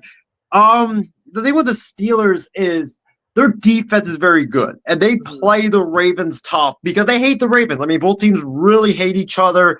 Left and right. The Ravens, same thing. Offensively, they're very good. I don't trust that defense, though. Their defense has been kind of like spotty this season. But the Steelers' defense is fantastic. Their offense has been very spotty, so it's the opposite for the Pittsburgh Steelers. I'm going to go with the Ravens just because they're at home. And because I think Lamar's going to make some plays down the stretch to will the Ravens to the win. And I don't trust the Pittsburgh Steelers offensively, but I think this is going to be kind of a lower scoring game than I have for the Broncos and the Bills. This is going to be more of a defensive slugfest between these two epic rivals. Give me the Ravens to beat the Steelers. I'm going to go more of like a 17-14 game. I think it's going to be a lot of defense in this game. a lot of running game between Derrick Henry and also, between, the Ravens running backs and Najee Harris. And I think Russell Wilson, he's going to make some plays to keep the Steelers in the game, but ultimately Lamar's the better quarterback. Lamar and the Ravens have the better offense. And I think that the better offense is going to shine in this matchup. So, Ben, give me the Ravens to beat the Steelers. Close game, but give me the Ravens to ultimately beat the Steelers. Yeah, so of course, this is not only, great, obviously Saturday night game, but it's of course a game where now it's the third time of the whole entire season that these two teams have faced each other. So it's obviously the best 2 out of 3 at this point in time. The Steelers got the Ravens out of the best in Pittsburgh, and then the Baltimore Ravens responded and got them back in Baltimore. But for me, when I look at it right now, the Steelers are not playing great football. Of course, into the playoffs, their offense is not playing great. The Ravens still are playing really good football at this point in time. And one thing that the Ravens do a lot offensively is they do a lot of motion. They're a very good running attack, but they do a lot of motion. I was watching NFL Live actually earlier today, and they're making a ton of great points. When the Steelers specifically, their communication on defense against motion, I was just seeing a bunch of their film that they had, at least on NFL Live, and they were just absolutely just getting cooked left and right. I mean, the gashes that guys like Derrick Henry and Justice Hill had, especially, of course, you have to worry about Lamar Jackson in terms of the play action, of course, through the air, and of course, the run. I just think specifically, and I know that Zay Flowers is very questionable in terms of the play, and he's probably their best receiver. They're at home, their running attack, I think, is really, really good. I'm going to go with the Ravens here. I will say, though, with the Steelers, and I think the reason why, like you said, it's going to be a close game, is the Steelers' defense is really one of the only defenses that does a really good job kind of knowing how to scheme Lamar Jackson. For some odd reason, the defense for the Steelers does a really good job in terms of in terms of the way that he runs, the way he passes. But I just think that when it's all said and done, I just don't trust that offense for Pittsburgh to tell me right now that they can go to a hostile environment against MVP type of candidate that's playing really good football at the right point in time, and their running attack, of course, is really good with Derrick Henry there. Give me the Ravens here. I'm going to go, 27-20.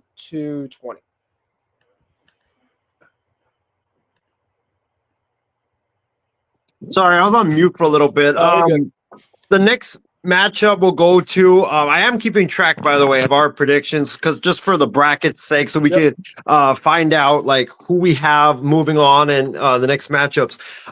The next matchup, Jim Harbaugh returns to the playoffs. Chargers play the Houston Texans in H-Town. CJ Stroud and the Texans have kind of been a bit of a disappointment this year. Stroud has not been as good as he was last year, and the Chargers have a really good defense. They have a great rushing attack with J.K. Dobbins. Justin Herbert has been very efficient this season. And then for the other side, the Texans defense, they've been all right. They haven't been as great as they were last year or as bad as they were. But, Ben, as far as this matchup, I think this is a matchup that's going to have another upset. I think that these two teams are very, very even. The Chargers have some deficiencies, like their defense has not been great the last few weeks.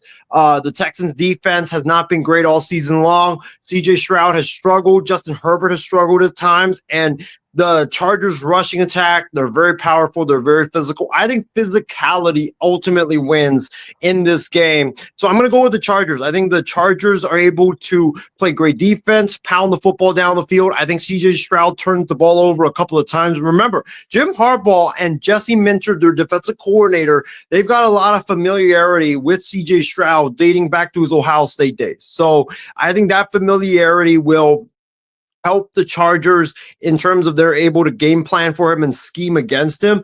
And I think they force him into a couple of turnovers. I think Herbert doesn't really have to do too much because he just has to rely on that rushing attack, get the ball to Ladd McConkey and Quentin Johnston and just play mistake-free football. Give me the Chargers to go in H-Town and upset the Texans. I'm going to go Chargers 24, Texans 13. I think CJ Stroud will have a tough day in terms of playing, being, in terms of playing great football and also getting sacked a bunch of times, turning the football over a couple of times. So give me the Chargers to win. I think that style, that physical style of the Chargers will upend the Texans. Yeah, so this game obviously should be really fun as well too. You got D'Amico Ryans against Jim Harbaugh. And the Chargers in the past in the playoffs have had tendencies to just absolutely choke when it matters most to, like the Chargers in the past, right? So it's very like, like I don't know what to think, but this Chargers team just feels different, and you also have a head coach that is really good at the big moment. Of course, Jim Harbaugh, of course, Michigan days, like he's obviously won multiple national champions there. So I don't think that this moment for a team like the Chargers now is gonna be a lot different than obviously what they've had in the past. I love the Chargers too, man. I'm riding with the Chargers train right now. They're running attack with J.K. Dobbins and Edwards has been really, really good. Lyle McConkey has been an absolute monster. Will Disley is starting to kind of get things going, and Justin Herbert's been absolutely just been balling. And I think between the two quarterbacks right now, I'm going with Justin Herbert. I love CJ for sure, but there's just been very much. They've been a lot more inconsistent for sure. I know that they beat the Titans, but the Titans just absolutely awful. And they just have a ton of injuries. I mean, losing Stephon Diggs and losing Tank Dell. I mean, it hurts a lot. I mean, you have to really rely a ton on Nico Collins and John Mixon. And I know that they probably obviously can have their ways here and there. But yeah, I'm gonna lean towards the Chargers here. I think they're a lot more healthier. I think they're playing a lot better football coming into the playoffs here too. So I'm gonna go with the Chargers here, probably uh 23, 23 to 17. All right, so in the AFC side, Ben, you have the Bills, you have the Ravens, and the Chargers, and then I have the Broncos, the Ravens, and the Chargers, which sets up in the AFC divisional round. I got Denver against Kansas City, division opponent. It's gonna be fun. Sean Payton versus Andy Reid. I mean, two offensive mastermind battle, and then I have Chargers and Ravens, the Harbaugh Bowl in the postseason. And then for you, you have the Chiefs or the Chargers against the Chiefs, and then you have the Ravens against the Bills. Lamar versus Josh Allen. That should be fun. But before we get to the divisional side, I'll give it to you for the NFC side. All right, here we go for the NFC side. Of course, Isaiah, great job for taking away from the NFC side. So we're going to go to the NFC side here, folks. And we're going to start here with a trip to Philadelphia as the 7-seeded Green Bay Packers with Jordan Love under the helm are going to be traveling to take on Jalen Hurts and the Philadelphia Eagles. Now, obviously, Jalen Hurts is right now currently on the injury report. It looks like he's going to do what he can to play in this game. This is not until Sunday, or you have to take into account here. So I do think that he will find a way to play in this game. I was really on the fence of going back and forth with this game because I don't know, the Packers have had tendencies with their special teams and just a bunch of stuff in the playoffs that really questions to me. And now Christian Watson, of course, is now out for the remainder of the year, which is a really tough blow, especially their passing attack. You got two great running backs in Josh Jacobs and Saquon Barkley. I think that with the rest of Saquon Barkley and A.J. Brown and Devontae Smith will be a massive reason in terms of my decision very shortly. It's really in terms, I think, the battle in terms of at home. And I think since Philly's at home, they've been a pretty good team at home. I'm leaning toward now the Philadelphia Eagles. I was really, really trying to find my way to pick the Packers here in this one. But I think, when I look at it offensively, I'm going to go with the Philadelphia Eagles. I really like the defense too. Jordan Love's been kind of banged up, and you could say the same thing with Jalen Hurts. But I'm going to go with Philly. I think that offensively they have a lot more weapons there that I can trust more, to be honest, than the Packers are. Something just tells me Philadelphia, they're at home. I think they're going to be ready to go. So give me the Eagles. I think it'll be really close. I'm going to go 24-14. I think it'd be like a 10-point type of game. Really gritty, but I think that Philly will pull it out at the end here. What do you think? I'm gonna go with the Cheeseheads. I don't trust the Eagles and Nick Sirianni come playoff time. I just think like the Eagles defense has not been tested. I mean, you've played some decent quarterbacks, but Jordan Love is a beast. And I know he's got some finger injury right now, but also Jordan Love. Come playoff time, he's a different monster. He makes whatever receivers that he has at his disposal, whatever weapons that he has, he makes them shine, regardless of how talented that they are. So I think that he's able to shred the Philly secondary. I think that they run the football effectively with Josh Jacobs, and that dude is an absolute monster. I saw him against my Niners like in Green Bay a few weeks ago, and there was a play where he put he had four guys on him, and he just like drove them like 7 yards up the field, like for a touchdown. So I was like, man, Josh Jacobs is a beast. Matt LaFleur, he's done very well in the past against Vic Fangio style defenses. So I think that continues. And then as far as Philly's side, Jalen Hurts has not played right since that concussion. I don't think he's played since that concussion 3 weeks ago against the Commanders or 2 weeks ago. So he's going to be coming back off a long layover, and I think he's going to have some rust. I think he turns the football over a couple of times. We've seen Jalen, even without having the layover, turn the football over multiple times in games recently. So I think those turnovers will continue. I think Jalen Hurts turns the football over 3 times.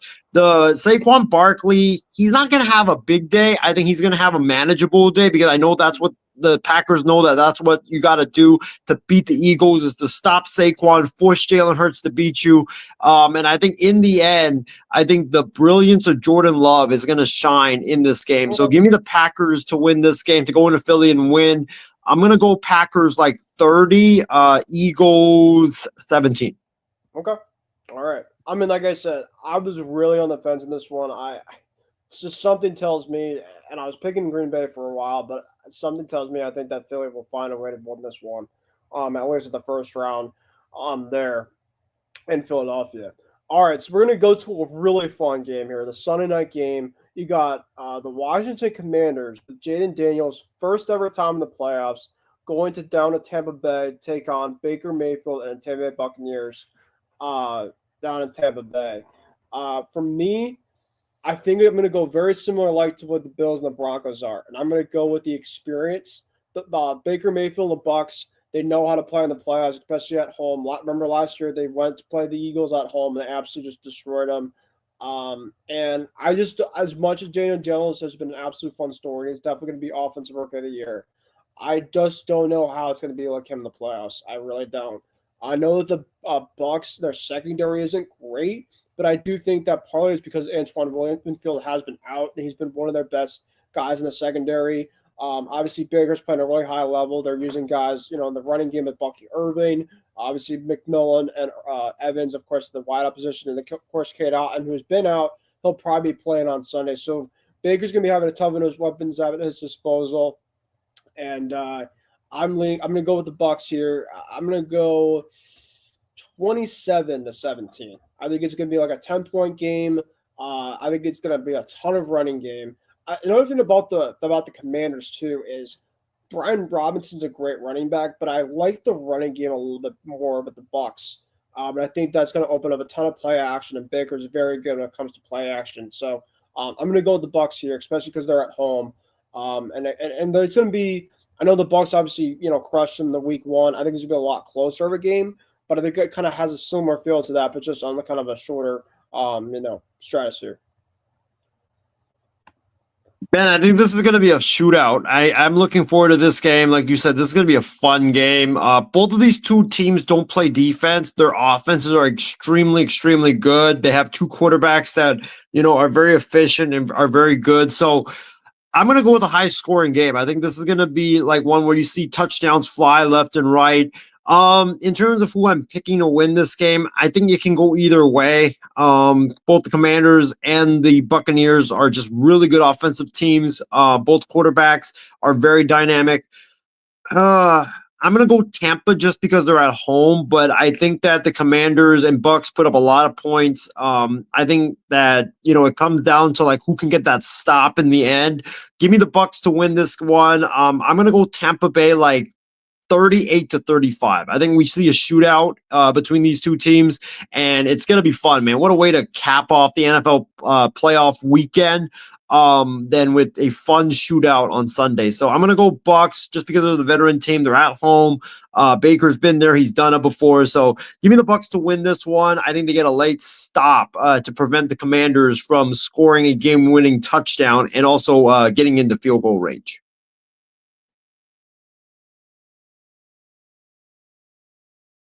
Sorry, muted. The finale game on Monday Night Football, we're going to have the Minnesota Vikings taking on the LA Rams. Now, you look at this game and you feel like the Vikings as a whole entire team have been the better team, but you also have to look at it in terms of the hotter team. It's not always the better team that, of course, is the better team as a whole. It's really more the team that kind of maybe rides high, is more of the dangerous type of team. So after doing some thinking about this, and I've said the Vikings before, and I do really like their defense and I like their weapons a lot more, but the Rams are at home. Matt Stafford, Puka Nacua, Cooper Kupp, Kyron Williams, Sean McVay, of course, at home. I'm going to go with the Rams. I think they're the hotter team. Specifically, I know the Vikings obviously have been a great team all year, but something tells me Sam Darnold in the playoffs or Matt Stafford, who I'm going to really trust when it comes to that, because the defenses, I'm probably going to go with the Vikings, but when it comes to playoff time, you got to pick the quarterback that you trust more. And I think at the end of the day right now, Sam Darnold, Matt Stafford, I know both are very consistent, but I really trust more the veteran. And the veteran I trust more right now is Matt Stafford. So I think that the Rams are going to win. I think it'll be close. I'm going to lean probably the Rams 30-27. I think it's going to be a 3-point game, and I think it's going to come down to – I don't think there's going to be a lot of game-winning touchdowns a lot in this wildcard weekend, but I think there's going to be a game-winning field goal here by the Rams to win this game here. So I'm going to go with the Rams 30-27, and they pull the Vikings out early. Yeah, I'm on the same page as you, Ben. I think this is going to be, a great matchup. Both of these two teams, when they played in Thursday Night Football a few weeks back, it came down to basically Sam Darnold getting thrown to the turf, but, he got face masked and there was no call. And it was a really good game. It was a fun back and forth game. I think it's going to be exactly the same like it was. Matthew Stafford, Puka Nacua, Cooper Kupp, the Vikings, with Sam Darnold, Justin Jefferson. I think you see a lot of points put up in this game. I think it comes down to the Rams defense, them getting after Sam Darnold like they did in LA a few weeks back, getting him on the turf and making him very, very uncomfortable there. Honestly, I just don't trust the Vikings in big games. Like, I think we've seen in the past where the Vikings in big moments, big games, when the spotlight is on you, they always fade. And I think it's going to be no different this time around. Give me the Rams to beat the Vikings in LA. I'm going to go with like 31-27. I think Darnold tries to lead the Vikings down the field for a game-winning touchdown, but he ultimately fails. So give me the Rams to win this game. It's going to be an exciting game. I think all of these games in Wildcard Weekend are going to be super exciting. But, give me the Rams on Monday night to beat the Vikings and to advance to play Tampa Bay in the second round. All right, so the way it looks like right now, right? So you have the Packers, right, beating the Eagles. So you would have the Packers playing the Lions, right? Right? You would have Packers Lions, yes. Yeah, you have the Packers playing the Lions, which of course would be a fun NFC North showdown, and then you would have the Rams taking on the Bucks, and they would be going to Tampa Bay for the divisional round, which I think would be also a really fun matchup as well too. So now with that being said, obviously we could switch now to the AFC divisional side of things. So you obviously have the Broncos taking on the Chiefs, and you have the Chargers taking on the Ravens. So for you now, Isaiah, because of course we have two different matchups, at least for the AFC side. Well, at least one of them, but we might as well just have your predictions for both of them. So the Broncos going to Arrowhead. Who do you have in that game? AFC West showdown for the round 3 with Bo Nix and Patrick Mahomes. And then with the Harbaugh Bowl between the Chargers and the Ravens at Baltimore, who do you have with that one? This is a tough one because Denver should have swept Kansas City this season. Remember, they they got their field goal blocked, which helped the Chiefs stay undefeated the first time around at Arrowhead, which would have gotten the Broncos to beating the Chiefs. They beat them this time around, 38-0. But I mean, it was against Kansas City's backup, so it doesn't really count. But Kansas City can play with Denver. Their defense can play with Patrick Mahomes in that offense, and Sean Payton's got that offense ready to go all the time. Oh, this one is tough because you have two great offensive gurus and Peyton and Andy Reid going at it. Bo Nix versus Patrick Mahomes, the two defenses going at it. It's very, very even. And the Chiefs just haven't looked great this season, and Mahomes just has looked very, very uncomfortable. But, Ben, I'm going to go with the upset. Give me Bo Nix, Sean Payton, and the Denver Broncos to go into Kansas City and upset the defending champs. I think they've had their number. And this reminds me of when the Tennessee Titans went into Foxborough and beat the Patriots. Sorry to bring up those bad memories, but you're good. it reminds me of that, where a young team just seems very close. I mean, the Titans played the Patriots tough that season, and then they ultimately beat them in the playoffs.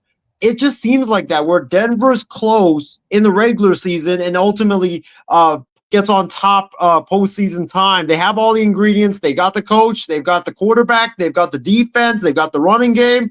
I think it's going to be a crazy great game. It goes down to the wire like it did the first time Kansas City and Denver played each other. I think it's going to be more high scoring.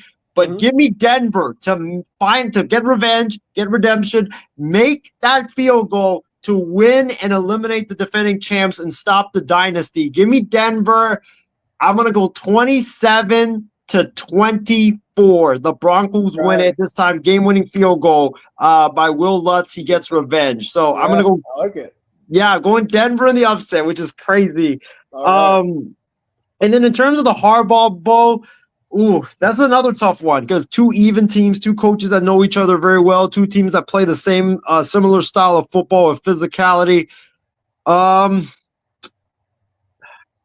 That's a tough, man. Oh my gosh. I'm gonna go with the Chargers. Actually, I think that Jim gets the better of John this time around. I think it's a very close, low-scoring game.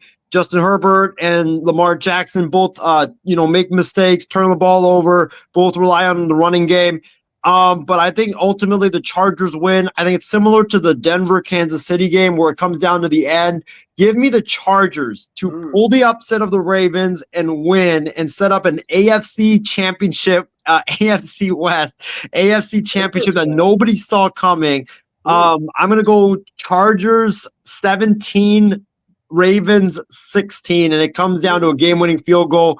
I'm going to go Denver versus the Chargers AFC Championship. I cannot believe I'm saying that, but yeah, that's my prediction for the AFC divisional round. But Ben, you've got in your AFC bracket, you have the Chargers playing the Chiefs, and you got the Ravens playing the Bills. Who do you have between Jim Harbaugh and Andy Reid and Justin Herbert versus Patrick Mahomes?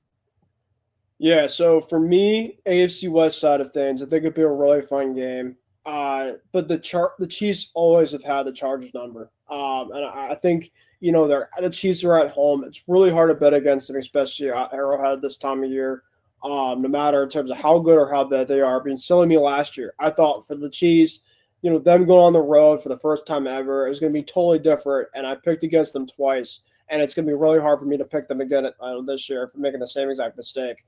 But in this side, I feel pretty good about it. I mean, the Chargers, of course, going on the road already to beat the Texans. They think they're going to use a ton of energy to win that first game. And I think, against the Chiefs, it's going to take a lot for them to try to do it once again. And I think they're going to be falling a little bit short. I think they'll play tough, but I think that the Chiefs are just a better team at the end of the day. So I'm going to go with Kansas City in the divisional round. For the Ravens and Bills, right? Yes, that's correct. You have, I believe, the Ravens at the Bills. Okay. So the Ravens and the Bills, you got Lamar Jackson and Josh Allen, the battle of MVPs. Oh man, I would hate to. Oh god.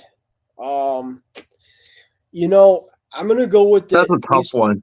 Yeah, but the biggest difference is I think I'm gonna go base it on talent. And I know Josh Allen's been absolutely phenomenal all year, but I'm gonna have to go look at both teams. I'm taking the talent on Baltimore, then I'm taking the talent and on Buffalo. I know Buffalo would be at home, but I don't know. That Ravens offense is absolutely dynamic, and if I have to trust them, Buffalo, I think he's going to take a lot of energy out of that first game because I think Denver's going to play really tough.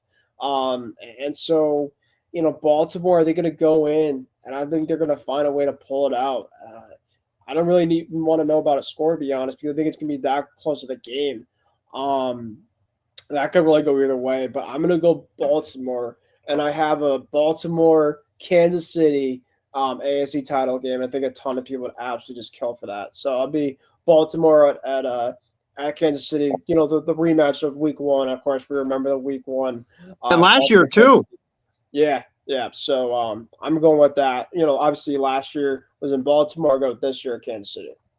Wow, yeah. I mean, honestly, like through any of these like matchups that we have in the divisional round, it's like honestly pick them because you can like make a case for either of these two teams, like or either of these teams to win, like Denver, Kansas City, which I had.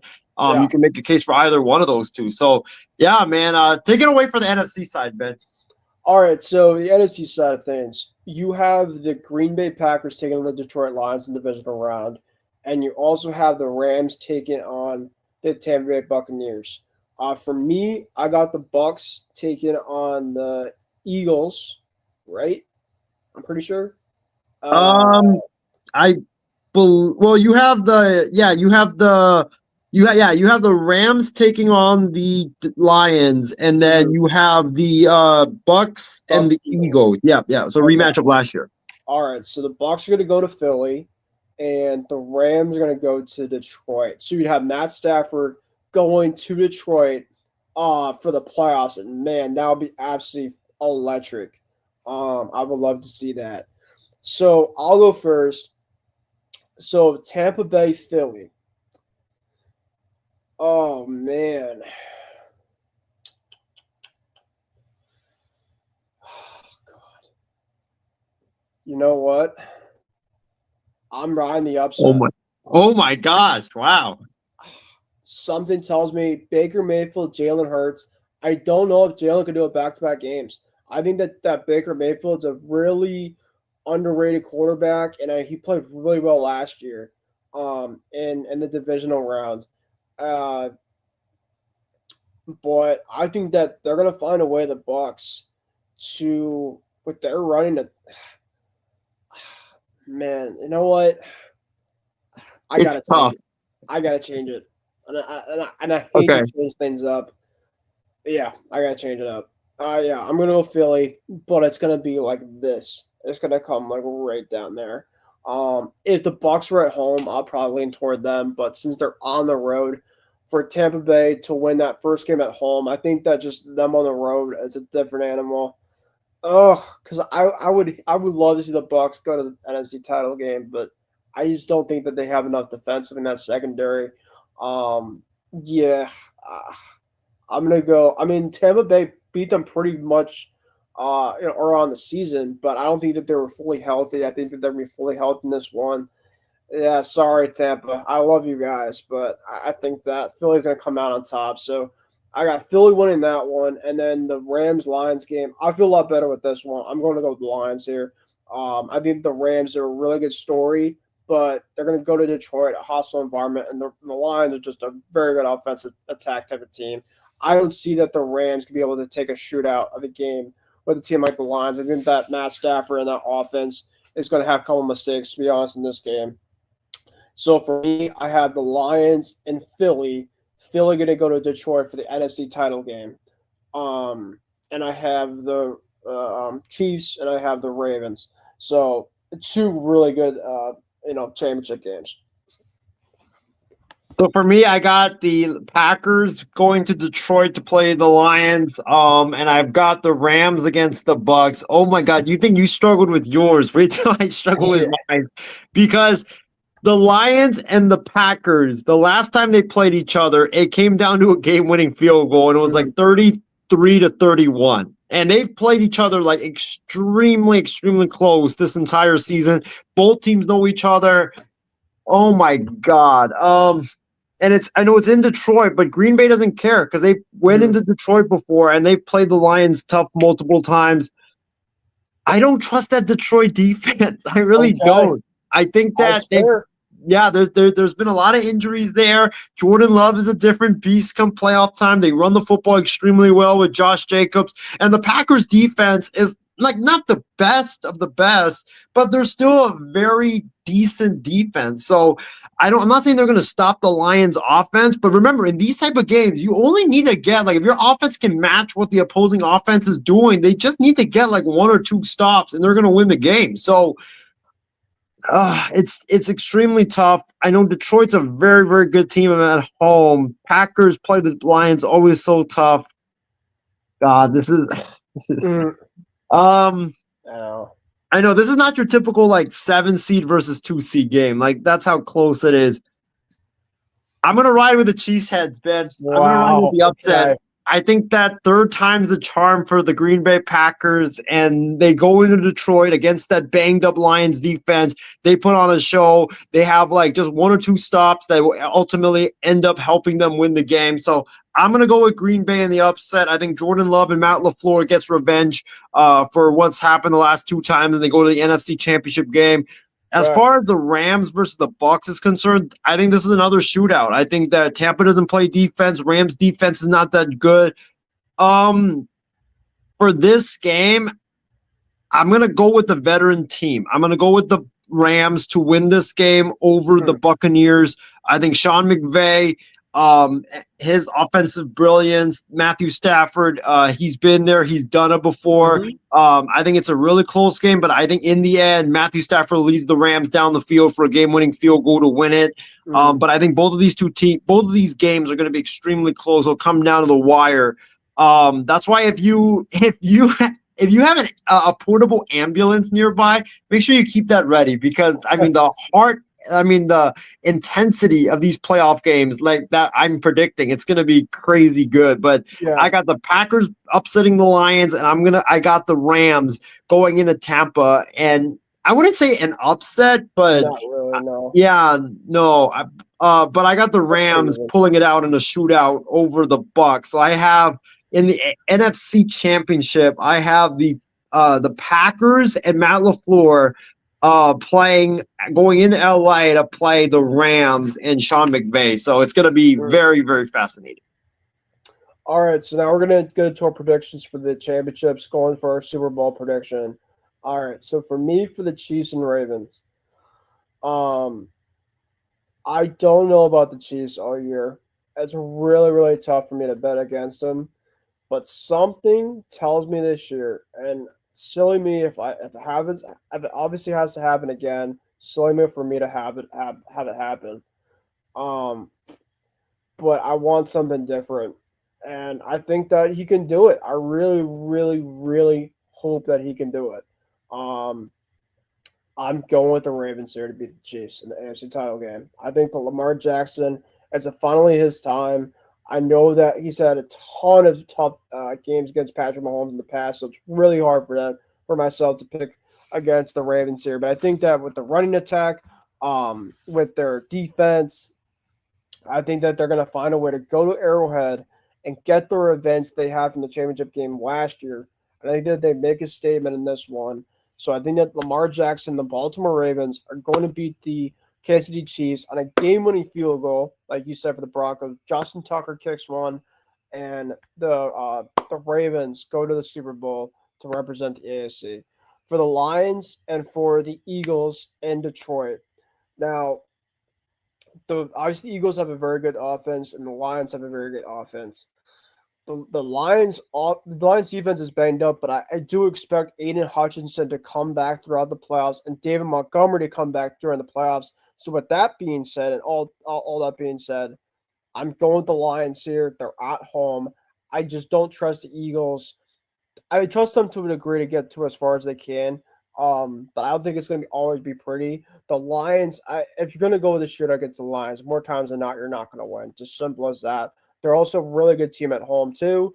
So my Super Bowl down in New Orleans will be the Baltimore Ravens and the Detroit Lions. Dan Campbell against John Harbaugh, and I think that for Super Bowl viewership, I think that would be one of the best because you just got two offenses that are just absolutely phenomenal. Just power attack left and right, great running game, good quarterbacks on play action, and good offensive minded type of head coaches. So I'm going with the Lions and the Ravens as my Super Bowl for this year.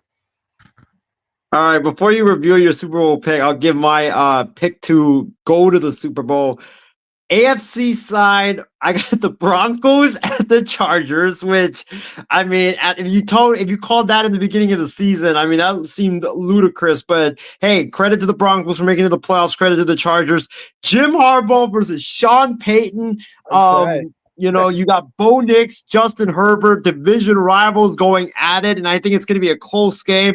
But in the end, the Chargers' style of physicality will win this game. Broncos are a very good team. They're very good defensively, but the Bo Nix Cinderella run sadly comes to an end in this game because Jim Harbaugh and the Chargers get after Bo Nix and force him to a couple turnovers. So having said that, I can't believe, Ben, I'm going to say this, but Justin Herbert will be going to the Super Bowl, and Jim Harbaugh, in his first year since winning the Natty at Michigan and coming back to the NFL, he won the Natty last year. Well, he's going to go to the Super Bowl this year to represent the AFC. I got the Chargers beating the Broncos and Sean Payton.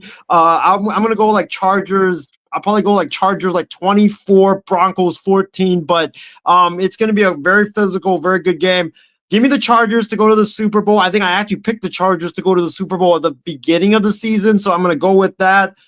Packers, Rams. Oh my God. This is going to be another tough one. Matt LaFleur, Sean McVay, the two battle of the Shanahan disciples. You got Jordan Love, Matthew Stafford, two high-powered offenses going at it, and it's going to be a shootout. Give me the Rams to win this game. Wow. Yeah, give me the Rams to win this game. Matthew Stafford and Jordan Love both duke it out. It's going to be a high-flying game. But give me the Rams to win this game and beat the Packers. And maybe it's, I was in LA yesterday. Maybe I still have a little bit of LA fever in my brain, sort of. Okay. But give me a battle of LA. Rams, Chargers, Super Bowl, Matthew Stafford versus Justin Herbert, Jim Harbaugh versus Sean McVay. It's going to be battle of physicality and high-powered offenses, man. Give me a battle of LA in the Dome. All right. So we have to see in terms of how that goes. Hopefully our predictions will be close. Some of them maybe will bite us in the ass, but regardless, we had a lot of fun with these. But I think you want to give our Super Bowl pick though, or Super Bowl winner? Oh, yes, of course. Wow. We didn't even go through our Super Bowl pick winner. All right. So, and we're almost at the 2-hour mark. Maybe that's why I'm probably looking that close to me. So, for me, got the Ravens and I got the Lions. I think, two really good teams, both on each side of the ball. Man. I think it's the Ravens here. Something tells me. And I know that the Lions, I think that this is going to be kind of a year where they're going to get to the far, Super Bowl, and they're going to come short. But I think that it's going to be another lesson learned where I know for a fact that they can win it all. I just don't know yet if it's going to be this year. And I know that their offense, of course, is great. But when you have to go head-to-head and battle against another offense, I think when it comes to a shootout, the Ravens, to me, I feel like the only team, at least to me right now, that could play a shootout game with the Lions. And I think that, between Lamar and Derrick Henry and, Zay Flowers, I just think specifically that Lamar makes a massive statement. I think he started a ton of noise about the MVP with Josh Allen, this and that. And I think that he's going to come and go guns blazing and say, oh, yeah, well, you can have the MVP for the regular season. I could have the Super Bowl MVP basically showing it off too. So, I'm going to go with the Ravens here. to win this year's Super Bowl down in New Orleans. How about you? So I got the Battle of LA. It's gonna be crazy. I know people in LA are gonna be like absolutely going bonkers if that were to happen. The only problem though, Ben, is will there be Charger fans that actually show up for the Super Bowl? Because I mean, Oh yeah. honestly, who is a Chargers fan right now? No, I think, I mean, if it's a Super Bowl specifically, I don't care what type of fan base you are. I think, yeah, definitely. The Chargers really have not made the Super Bowl in forever, Yeah. especially too. So I think that, yeah, I mean, that I think they will come up, crazy if they made it. So I think for this matchup, like I said, it's a battle of two styles, right? You have the Rams with their shiny offense, high flying passing attack with Matthew Stafford, Cooper Kupp, Puka Nacua. You have a Chargers team that depends on defense, physicality, running the football, and just pounding it down your throat. I'm going to go with the Rams. I think that the Rams' high-flying passing attack will be too much for the Chargers. The Chargers' defense has not been good at stopping the pass recently. They got lit up by Joe Burrow. They get lit up by a lot of these high-powered or high-profile quarterbacks. And the thing when you're a team that plays with running the football, playing physicality style of play, it bites you in the ass because when you are down by 2 touchdowns, then you have to throw the football. And I know Justin Herbert's capable of doing it, but he doesn't have the weapons to get into a shootout with Matthew Stafford and the high-flying Rams. So I'm going to go with the Rams as much as I hate to say it because I don't like the Rams. I think that, especially in our division, but, Right. the Rams are going to win the Super Bowl. Sean McVay is going to win another one.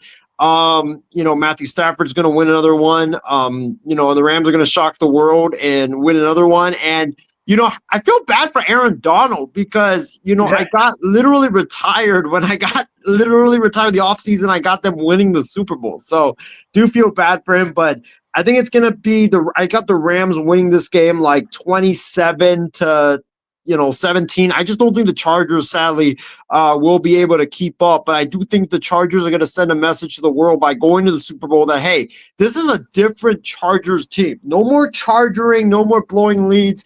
This is a different team, and the culture in LA forever has changed.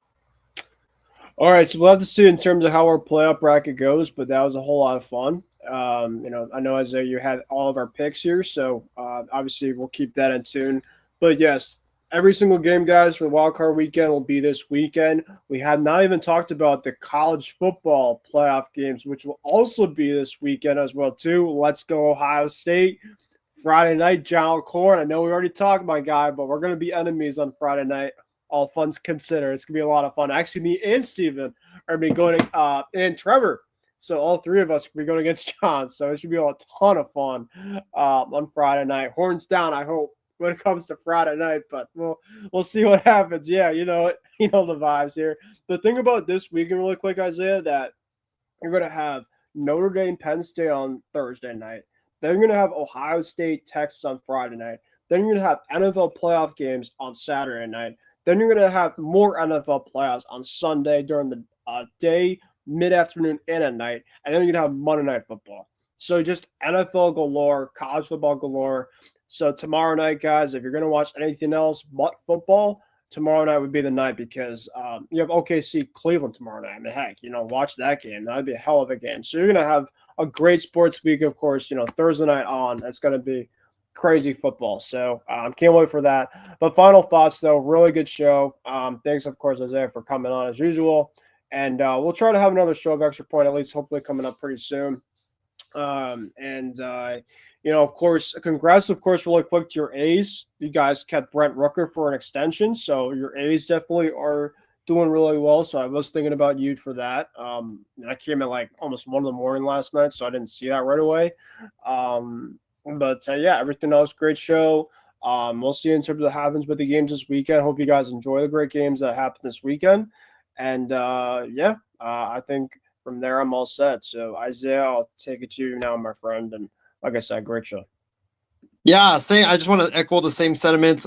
Great show, man. Shout out to the A's. I mean, we extended a player. I mean, wow, it's crazy to even think about. I'm so happy for you too, man. I really Yeah, am. I know. Brent Rooker, 5-year extension. I know a bunch of teams wanted him, so it's great that we actually kept a homegrown player. Maybe we can now extend Mason Miller and definitely Mm. change the culture there in the A's organization. In terms of like final thoughts, I would say is I'm definitely looking forward to seeing who the next Niners defensive coordinator is going to be. Maybe Robert Saleh gets brought back. Maybe Jeff Ulbrich, the Jets coach this year. There's even talks been of Gerard Mayo becoming the Niners defensive coordinator.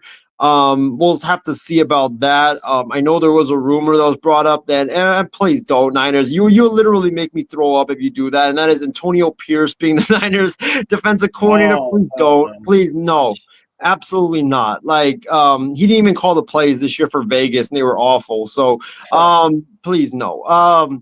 It just seems like the Niners are just trolling me at this point, throwing coaches that I think are not good in my face. There's even talks, like there were talks, people were bringing up Marvin Lewis. Like, why?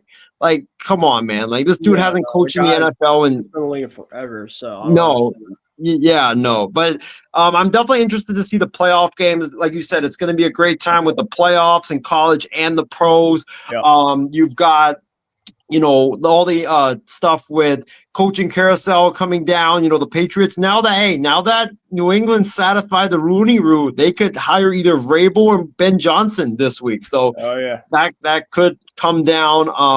But yeah, there's a lot of sports going on. We got basketball. I know the Lakers lost tonight to the shorthanded Mavericks. I think that Boston won tonight, right? Against Good. Yeah, yeah. we beat Denver, but they did not have Jokic, so we kind of got a little fortunate. But I'm taking Right. 3-1 West Coast trip, beating Denver, Houston, and who was the first one we had? It was a really good one. I forgot. Sacramento. No. Oh man, it's gonna bug me. Hold on, give me a quick sec. You can keep going here. And then you talk about like the week. I think if I'm not mistaken, don't the Lakers play the Celtics sometime this week or sometime this weekend? I feel like, or is it a different week? No, they'll be playing them soon. I know. I don't know. I don't think it'll be this weekend. Right, but I do. Minnesota. Oh, They beat Minnesota. First Right. one. Yeah, it came down right to the end where the Celtics had a pretty good lead, and then the Celtics kind of trolled a little bit under a minute, and then the Wolves had a chance to tie it, and Anthony Edwards missed the shot, thankfully. And then the second one on the West Coast trip, the Celtics blow up Houston, and then the OKC one, they had a great start to the game in the first half, and then the second half they just completely unraveled. And then tonight it kind of went just like back and forth. Like the Celtics had a quick start, and then Denver kind of made it a close one. The halftime, it was kind of close in the third quarter, and the Celtics just had a phenomenal fourth quarter. They kind of blew it away won that, so that was pretty much their West Coast trip. But wish it was 4-0, but we're gonna take 3-1 any day of the week. So. Yeah, I mean, I can't wait to, I think I just looked it up. We play you guys on Martin Luther King's Day. So yeah, that's going to be exciting. And I mean, Ben, it's crazy because on Martin Luther King's Day, my basketball team will be playing against your basketball team, I think in Boston, if I'm not mistaken. Yeah, hockey. In LA, we'll be playing each other. And then also our hockey teams will be playing each other. Yeah. The Sharks versus the Bruins. I hope you were able to attend that game because Celebrini is absolutely electrifying. I know I can do. Yeah, the Sharks lost tonight against Vegas, but that's they're a good team. Yeah, Vegas is a good team, and the Sharks are a very young team. I do want to, speaking of hockey, I do want to give Celebrini a shout out. I was able to get his autograph right over there. So now picture framed. Yeah, I gotta get this frame. I can't wear this sadly anymore, but I am getting a Celebrini jersey coming in, and I am going to be going to the Sharks Penguins game in a couple of weeks. So see, I grew up watching Sidney Crosby, so to be able to see him versus the old guard versus the new guard and Celebrini, it's going to be sick. So I can't wait for that. And I do want to give Will Smith a shout out because I did get a signature on my hockey puck right over here. Nice. So Yeah, man, it's gonna be a great sports weekend, man. And these it's playoff time, man. Let's go, man. It's gonna be fun. Yeah. All right. So with that being said, guys, thank you guys for watching the Extra Point tonight. And make sure once again to follow us on the IM6 and MI6 Sports Network down here on the ticker bar. Also make sure to follow my Twitter at BenCrease144 if you guys want to get more content specifically off those specific channel platforms. And of course, you can follow Isaiah on multiple on Facebook as well as Twitter in terms of his overall platforms as well too. So thank you guys once again here on our final thoughts here, all set to go. Extra Point. Thank you guys for watching here. We really appreciate it. You guys have a great rest of your night. Enjoy all the games this weekend, both in the college world, of course, in the NFL world. We should have a lot of fun with those games this weekend. And yeah, in terms of for next week, hopefully we'll kind of have some games to talk about from the playoff, format, and we'll pretty much go from there. So we'll see you guys next time, and have a great rest of your night.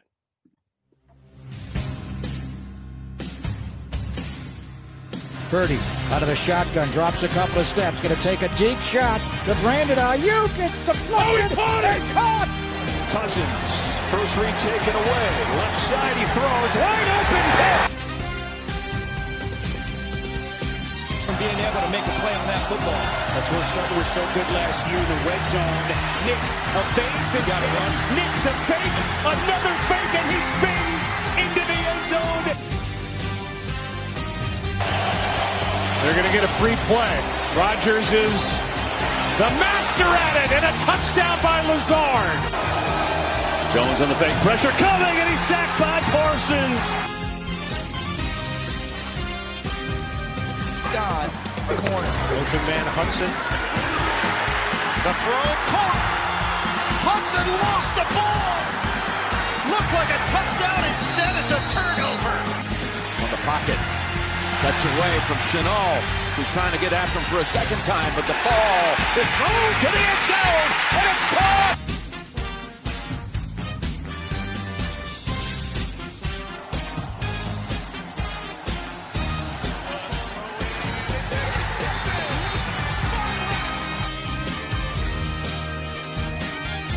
On it to McCaffrey, right up the middle, and a stiff arm, McCaffrey for 6. Duval!